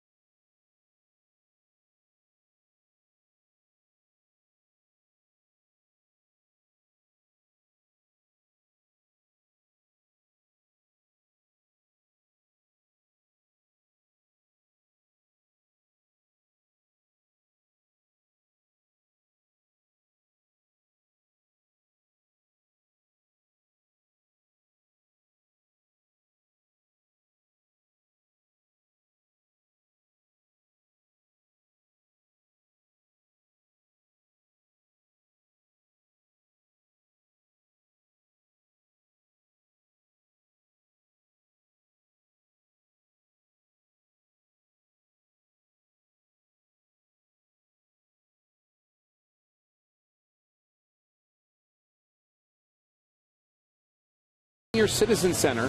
Tune in to Toyota Cardinals Live on Sunday at 12:30. And Al, I know that was a meaningful thing for you to be a part of. It really was. Not only did you have a lot of veterans come out and do a lot of painting, they put these furniture together, but they actually had some of the active service members come from Fort Leonard Wood, and then there were some school-age kids that came over. But there's the viewing room, one of the rooms they renovated, did a lot of landscape out there. Everyone had a great time, and I think it's the 25th. We're going to be going to Hannibal. Our Chevy call to the bullpen is the left-hander James Russell. Now he's their long man now, and he did make a few starts. See, he's already got 5 losses, 0-5, 9.33 ERA, 7 home runs allowed, 5 walks, 10 strikeouts in his 5 starts. And he's 0-2 on Daniel Descalzo, and now 0-3, which means Descalzo's a strikeout victim for the first time. 1 out in the Cardinals' 6th. Do you have a car and love baseball? Then don't miss discounted Cardinal tickets from Phillips 66 Gas when you fill up with 10 gallons or more. For complete details, stop by your local station or visit cardinals.com/Phillips66. Hey, big shout out to our good buddy Big Dog.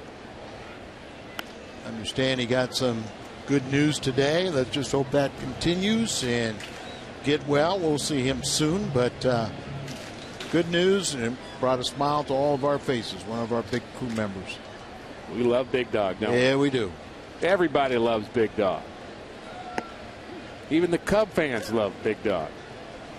0-2 to Jaime Garcia. Garcia's 0-for-1 with his sacrifice, but more importantly, 6 solid innings. Just 1 hit allowed. Almost the kind of game out where you just kind of hope he doesn't get a hit and have to go out and run the bases. Very, very warm temperatures here tonight at Busch Stadium, and the crowd is really feeling the heat here. Ricky's talking about there are times when you're pitching so well that you almost go, hey, I got enough runs. I don't want any long delays. I just want to get back out there and do my work.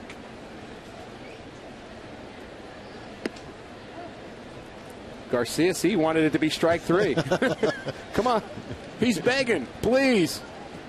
Umpires always love that. Come back here and hit. He did that on cue, didn't he? 2-2. Now you can go sit down. Saw Bruce Sutter get a hit here at Busch Stadium, or the old Busch Stadium, and then scream at himself the whole way down the line. Tomorrow's broadcast is on AFN. Actually, today's broadcast, the American Forces Network, broadcasting to the U.S. Armed Forces serving in 175 countries and abroad. They're watching around the world in Iraq, Germany, Italy, Southwest Asia, South Korea, and Japan. Welcome to the telecast. Thank you so much for your service, and I'm going to be quite honored tomorrow to speak at the Army Ball. And you got something for him, don't you? Oh, yeah. That is an honor, Al. I've had the pleasure of. Base hit up the middle by Terrio. Last year as a guest speaker at the Navy's birthday party, 235th anniversary of the Navy. Did that, been to the Marines, and tomorrow night will be the Army. Right back up the middle. And Terrio, another multi-hit game. Earlier, he led off this game, extending his hitting streak to 17, career high.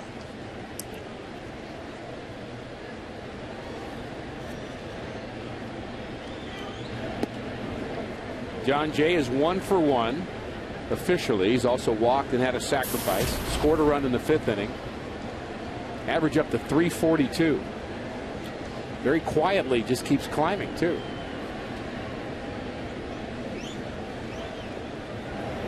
Funny how, I saw the same thing in John Jay that you were talking about earlier in the telecast, when after he'd had his big splash, he seemed to get overmatched by certain pitchers.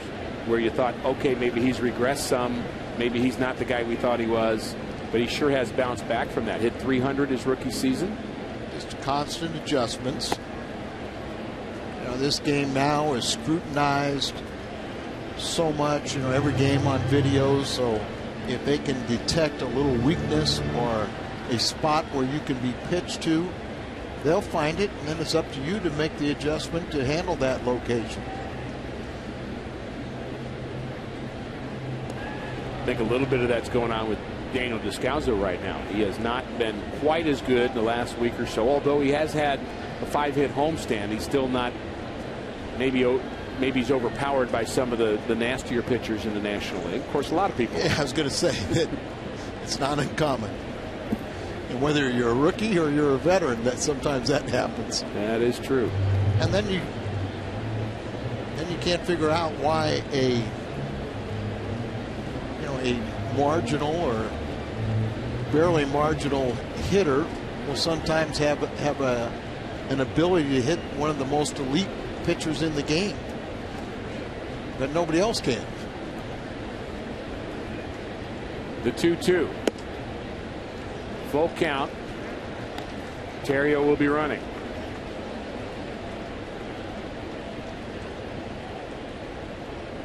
Pena will back up behind the runner Terrio. Another 2-hit night for him. Make sure the pitcher Russell goes home. He takes off. The pitch to Jay is fouled off. We'll have to do it again. One of the reasons why John Jay gives you that very competitive bat, even against left-handed pitchers, is because he sprays the ball around. And he takes a lot of pitches that are out away from him to the opposite field.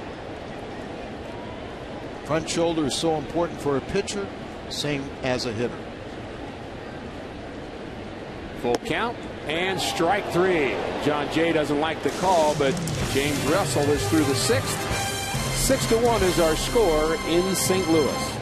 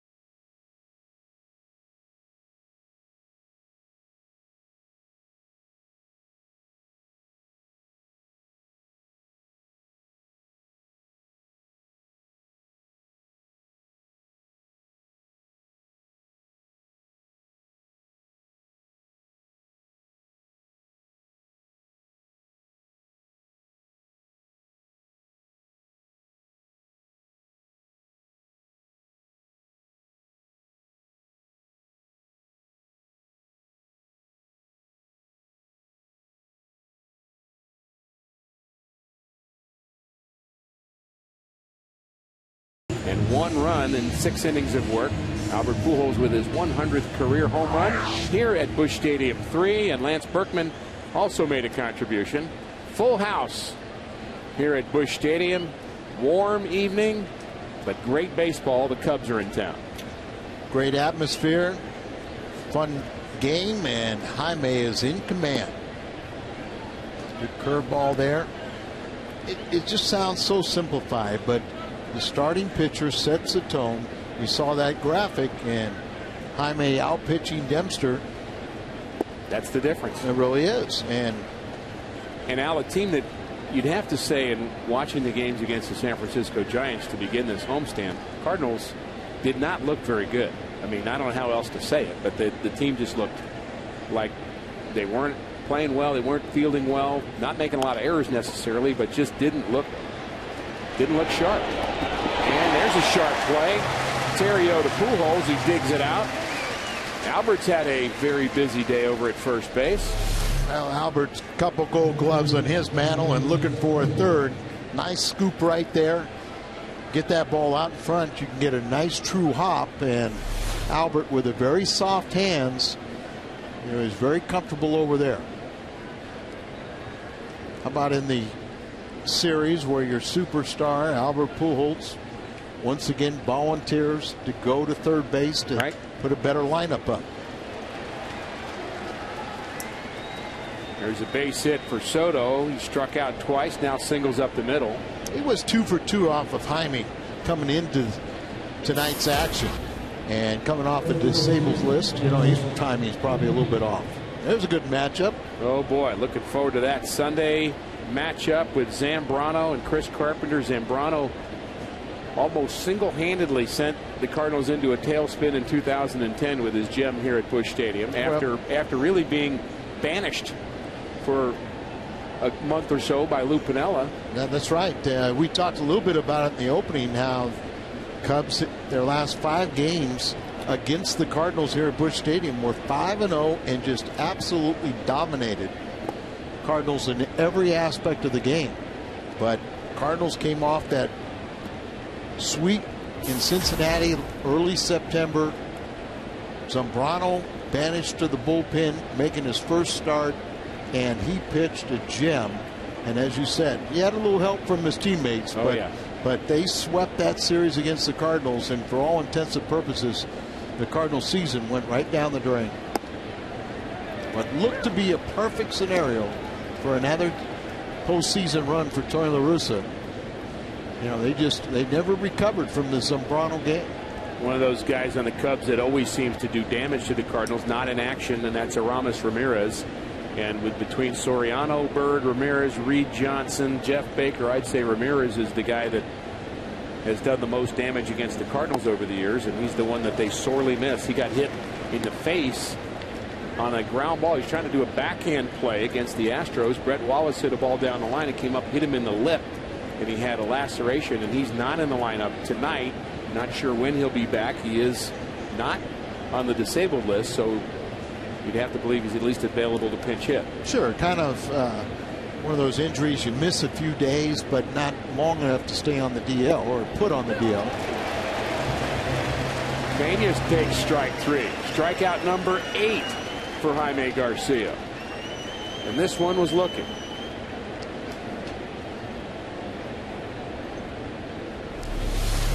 Well, look at you see where set up away, and right there, because he's always around the plate, he'll get those. He'll get the benefit of the doubt from an umpire. It's a good example of soft hands from Molina. They both earned it.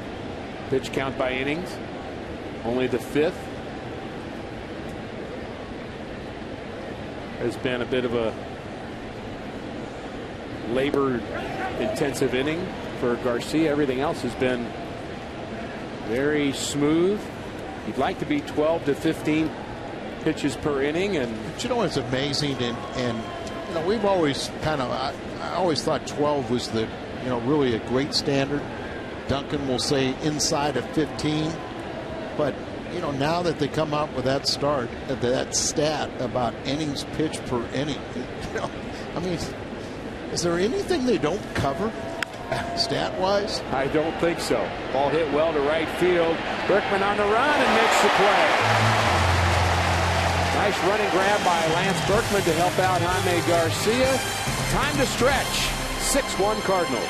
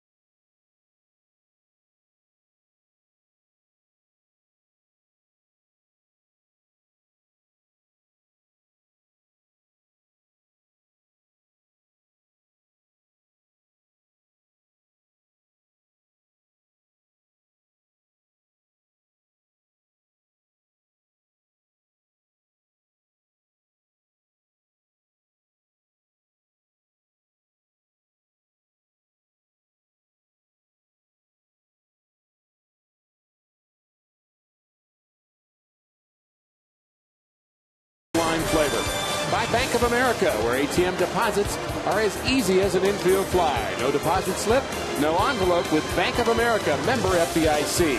And by AT&T. Festive night, downtown St. Louis, Busch Stadium. Cardinals enjoying a 6-1 lead.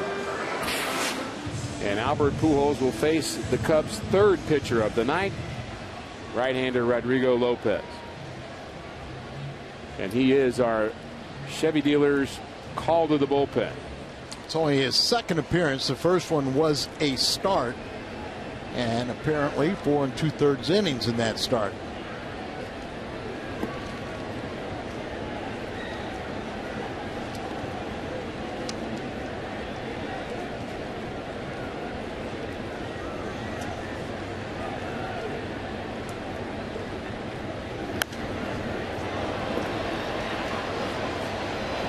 Popped over the Cardinal dugout and out of play. 1-1.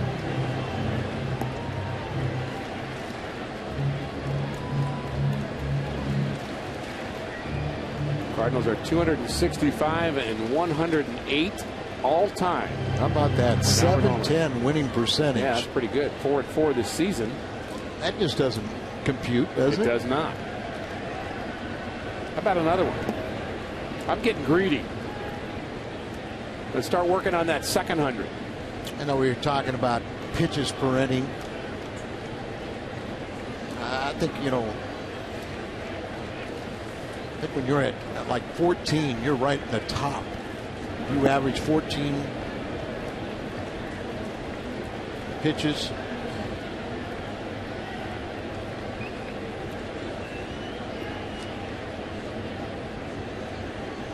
The 3-1. Hit hard up the middle, but handled by the shortstop Castro, and he throws out Albert. He's now 1 for 3. And the pitch number, Al, is going to depend a lot on whether or not you're a strikeout pitcher, too. True. But Mike Chris Carpenter's last start as an example. Yeah, and you know, that's why if you're a big, strong strikeout guy, you can't expect them to be under 100 pitches because it's almost impossible. Berkman really got things started with his 3-run home run back in the first inning.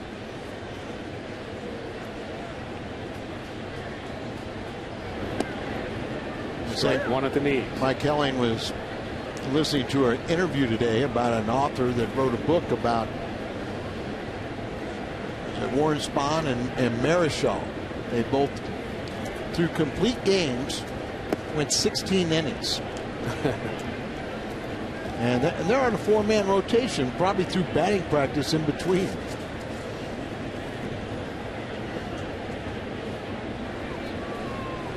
A different time.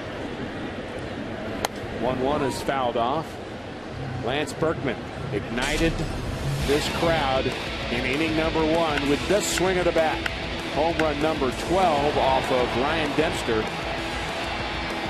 That ball up out over the plate, and Lance knew what to do with it. The 1-2 to Berkman. Curveball. He had to try to spoil that one, and he did. Berkman also singled in the 5th inning. And we mentioned that his average had been going in a southerly direction, but up to 335 now. RBIs at 39, and he's been up among the league leaders all season long, setting the pace. The 1-2 from Lopez hit on the ground to Barney. And Barney takes care of Berkman. 2 ground ball outs. Somebody would have told you June 3rd that Berkman would have the numbers that he has. Take it. Nobody would have believed it. Knew he'd probably be pretty good, but not this good.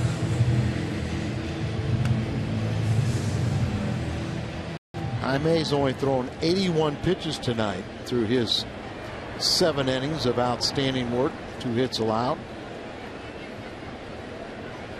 And he has 8 strikeouts, but you know, it's pretty rare to have 8 strikeouts and still have 81 pitches through 7. When he gets 0-2, he goes right at you, doesn't he? Why not? Got his stuff. This pitcher has always reminded me a little bit of Greg Maddux. We've quite the same in terms of ability, but Greg Maddux actually one of his favorite pitchers when he was growing up, and I think he maybe has copied his style a bit.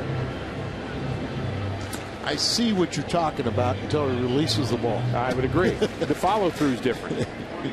Well, and the speed and the velocity and the movement and the location. Yeah, that's what I meant. But other more. than that, yeah, other than that, he's perfect. Right. Other than that, he's a Hall of Famer. Another final note on Jaime's 81 pitches, only 21 balls. I believe he's already answered the question. Yeah, that whether he can can bounce back.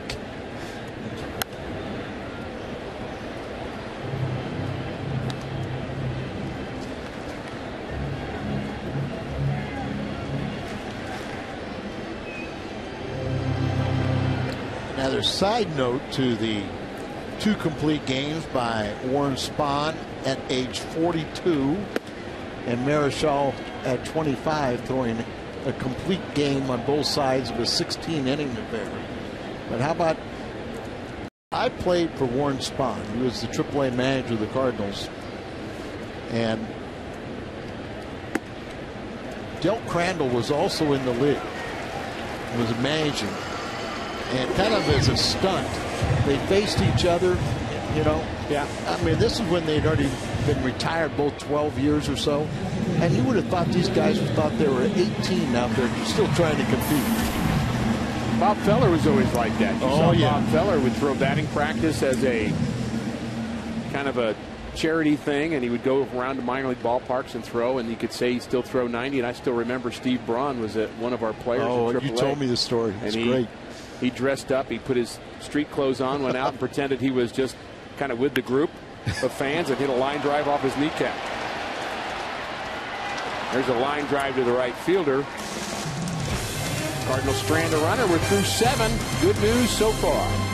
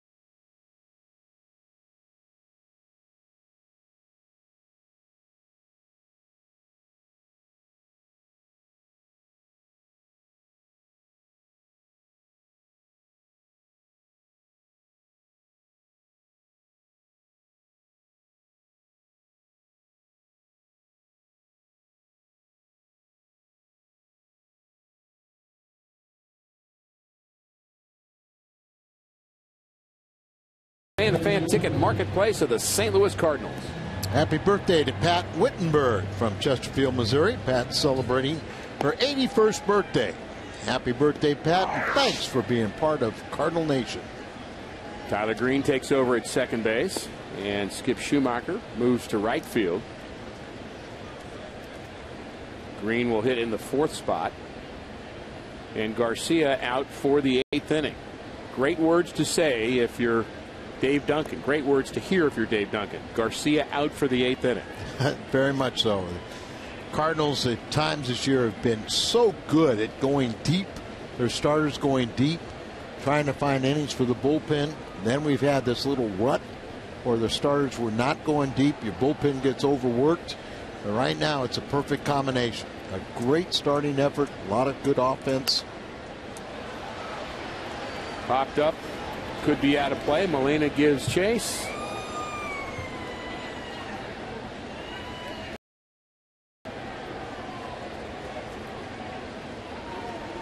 Yadier Molina gave chase to that ball. We mentioned that June 3rd, 2004 was the debut of Yadier Molina. Had an impact in that game, and what a great Cardinal he has been since that day.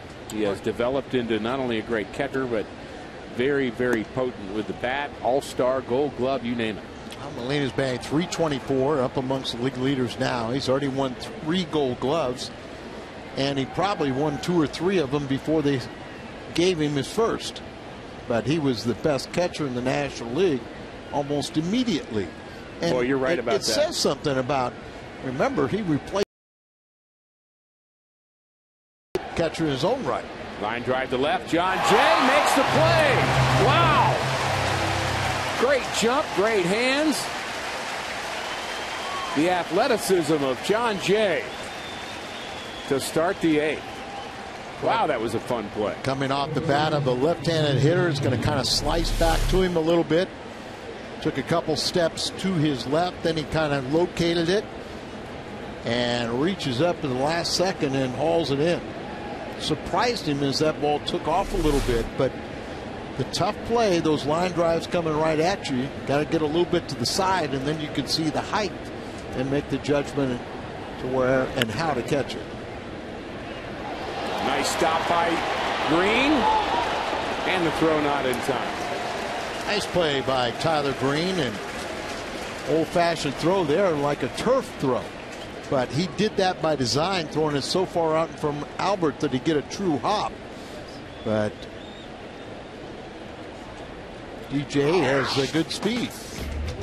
We talked about the gold gloves of Yadier Molina, and we talked about the legacy of Mike Matheny, his legacy with Tom Pagnozzi, also a 3-time gold glove winner, 91, 92, and 94. Matheny 3 times in the early 2000s, and Yadier Molina has just taken over. Well, like you said, he came up in 04 talking about Molina, and that was Matheny won the gold glove in 04, and then basically, you know, it was a tough decision, but you basically said, well, we got to move on. We got to go with the youth movement, bring in this young, very talented catcher. I think they knew that he was going to be very, very special defensively, but he has really developed as an offensive player, and really his handling and how dedicated he is to the preparation, the work before a game. I think that is not that it surprised the coaching staff, but right now they feel they got the perfect guy behind the plate. Blake DeWitt, the pinch hitter. Ground ball up the middle and another base hit. And what a great piece that was about Yadier Molina's visit with the youngster who is dealing with very difficult medical issues from Puerto Rico, and Yadi on the field with him. Dan McLaughlin's piece on Yadi was just outstanding in our pregame. Justin Mendez, and what a magical moment that was. Yeah, now they'll slow him out. Dave will come out here, give the bullpen activity. It looks like Sanchez throwing, but you know that young man from Puerto Rico that Jaime had read about him, and Molina had read about him and brought he and his family here. You know, he's dealing with a critical situation, and you know, his dream was to be a major leaguer. So for that day, Yadi made his dream come through. Great. And then Yadi hit was 3 for 4. Had a great day, and Kid was part of the winning celebration out on the field. How about that? Very, very special. Molina has been a great pro, and amazing in that piece that Albert Pujols said, you know, Yadi is a kid. He still calls him a kid. He's not a kid anymore. No, they're great friends, but a tremendous tribute what Albert said about Yadi. Said that Yadi, you know, has developed into a very good hitter, as we said, but he doesn't care one thing about what he does offensively. It's all about, does the team win? He can go 0 for 4 with 4 strikeouts. The team wins. He's the happiest guy in the clubhouse. Lofted into left field, right in the tracks of John Jay. Out number 2. Fukudome is 0 for 4. Mickey, when you pitch a game like Jaime's pitching, you've got to be able to walk off at the end of an inning. You know, you don't want to be relieved in this game, so it's crucial that he gets this out right here. Still only 91 pitches. Garcia bats 3rd in the bottom of the 8th. Could be his last inning, not necessarily. A couple runners aboard for Chicago. Fastball at the knees. Strike 1 again, this time to Darwin Barney. Good strike zone tonight, DJ Rayburn. You know it's been a good strike zone because we haven't mentioned his name. Now that I mentioned his name, is he going to get crazy with the strike zone? No, we're paying tribute to him.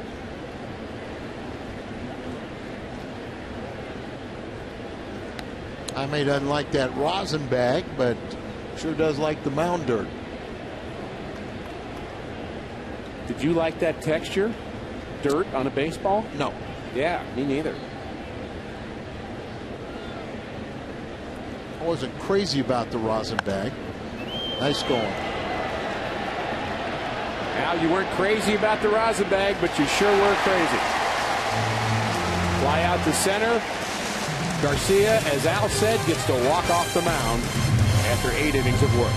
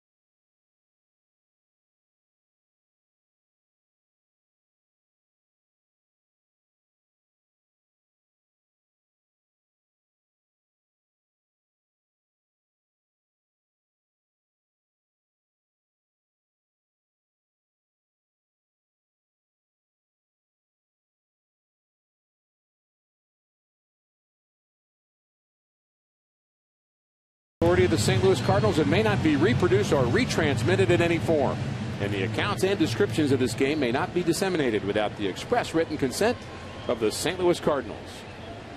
John Graybo, 4th Cub pitcher of the night. ERA just over 4. Game number 23 for the left-hander. Again, a bullpen with a lot of left-handers, 4 of them in fact, and strike 1 to Skip Schumacher.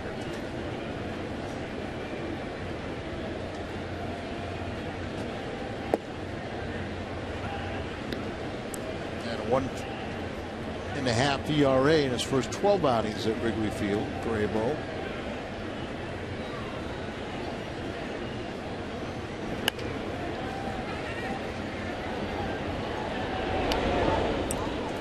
Schumacher bounces out 4-3. He's 0 for 4.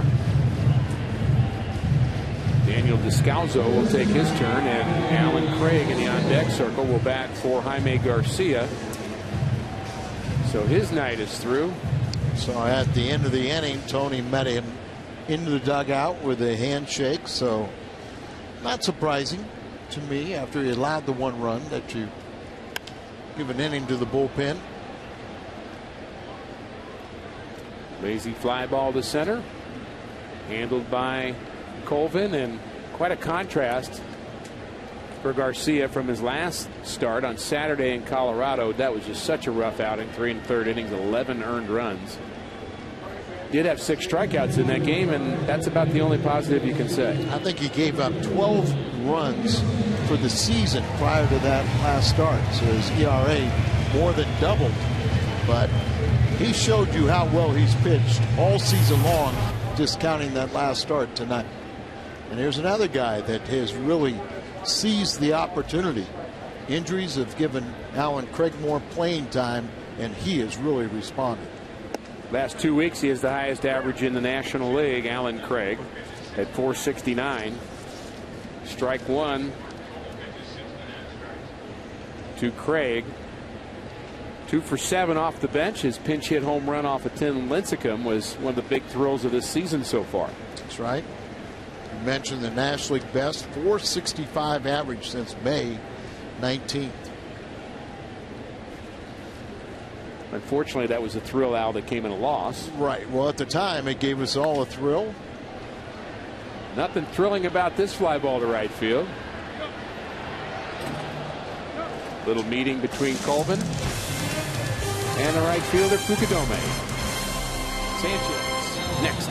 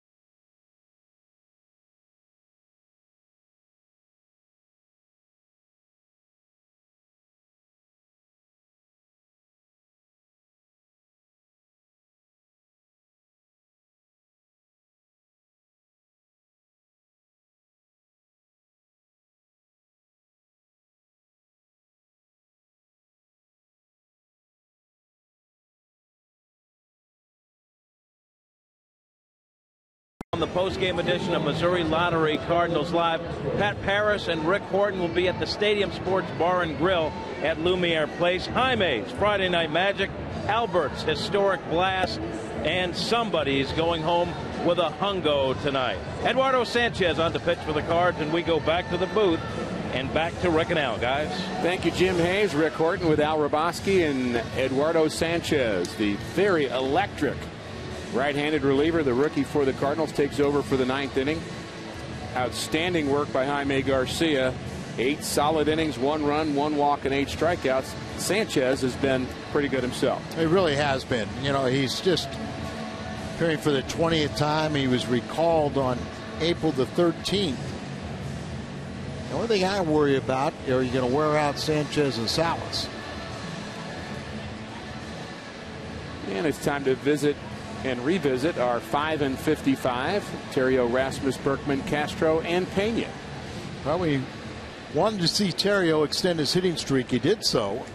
Kobe, who had the big 6 RBIs yesterday, comes up nothing. Berkman, we said, was 0 for 13, had the day off.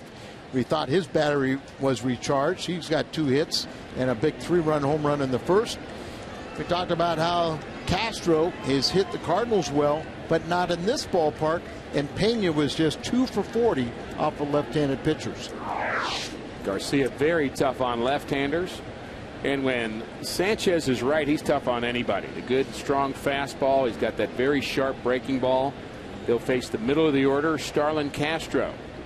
0 for 3 and strike one. That strike one so important for Sanchez. It really is, because there have been at times where he has trouble locating his fastball, almost as if his slider is a swing and miss pitch, where he has more confidence in throwing that for strikes as he misses with the slider.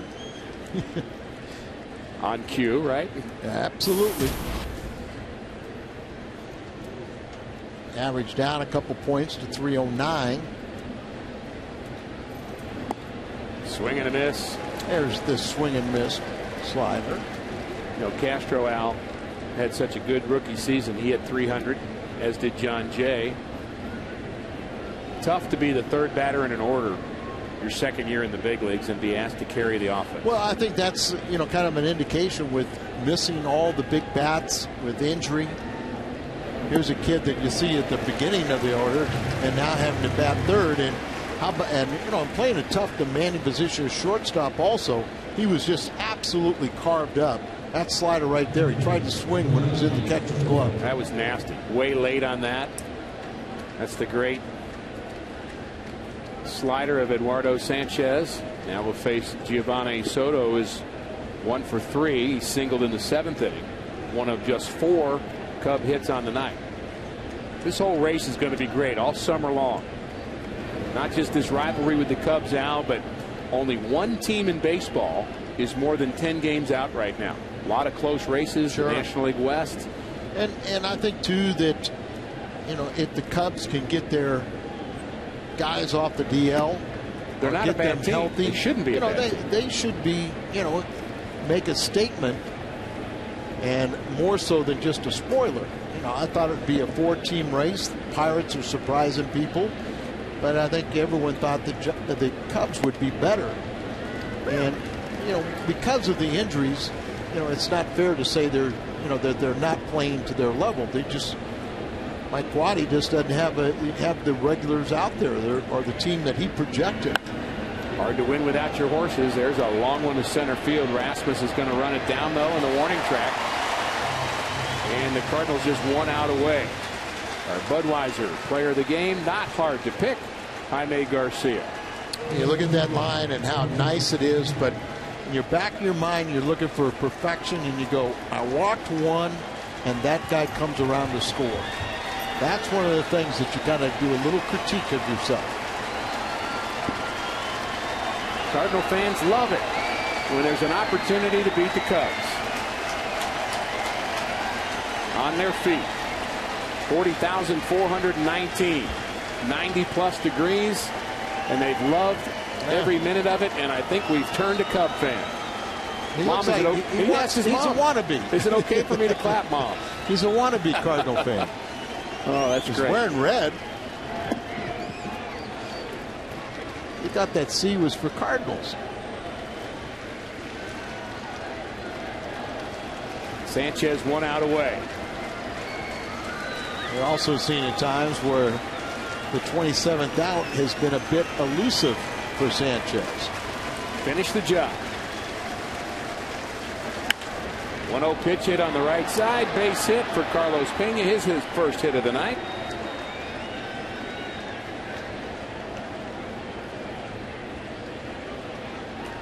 And the Cubs still have a life.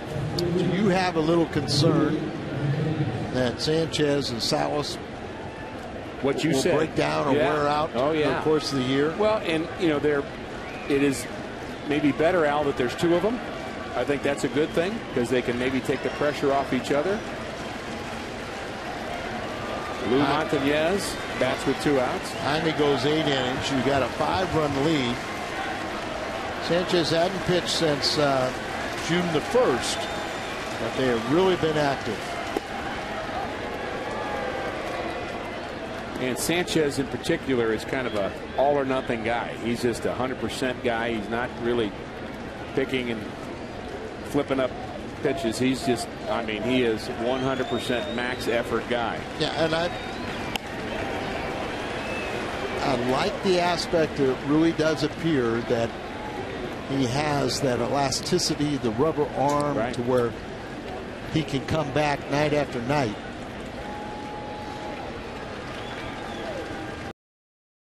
Experiencing in September, the first time he's ever pitched in September also. There goes the runner. Slider misses. Defensive indifference. Pena to second.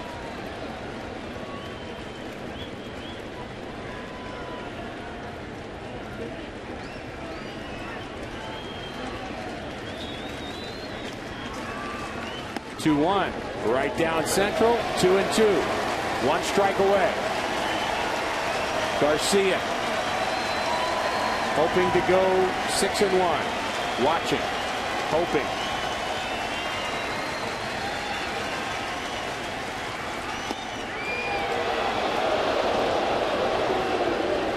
It was a ball, but some umpire, being fair, calls it correctly.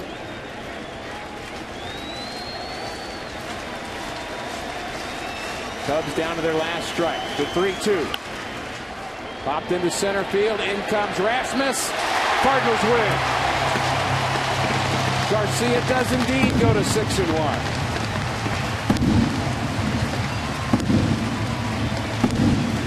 Very nice win all the way around, Al. Good ball game. Set the tone with Garcia. Bounce back game was brilliant. And a lot of great timely hitting. Nice victory. Good ball game for the Cardinals. Garcia the winner. The first timely hit was delivered by Lance Berkman. Home run number 12 for him. It was a 3-run shot in the first. Albert Pujols then delivered in the 5th inning. His 100th here at Busch Stadium.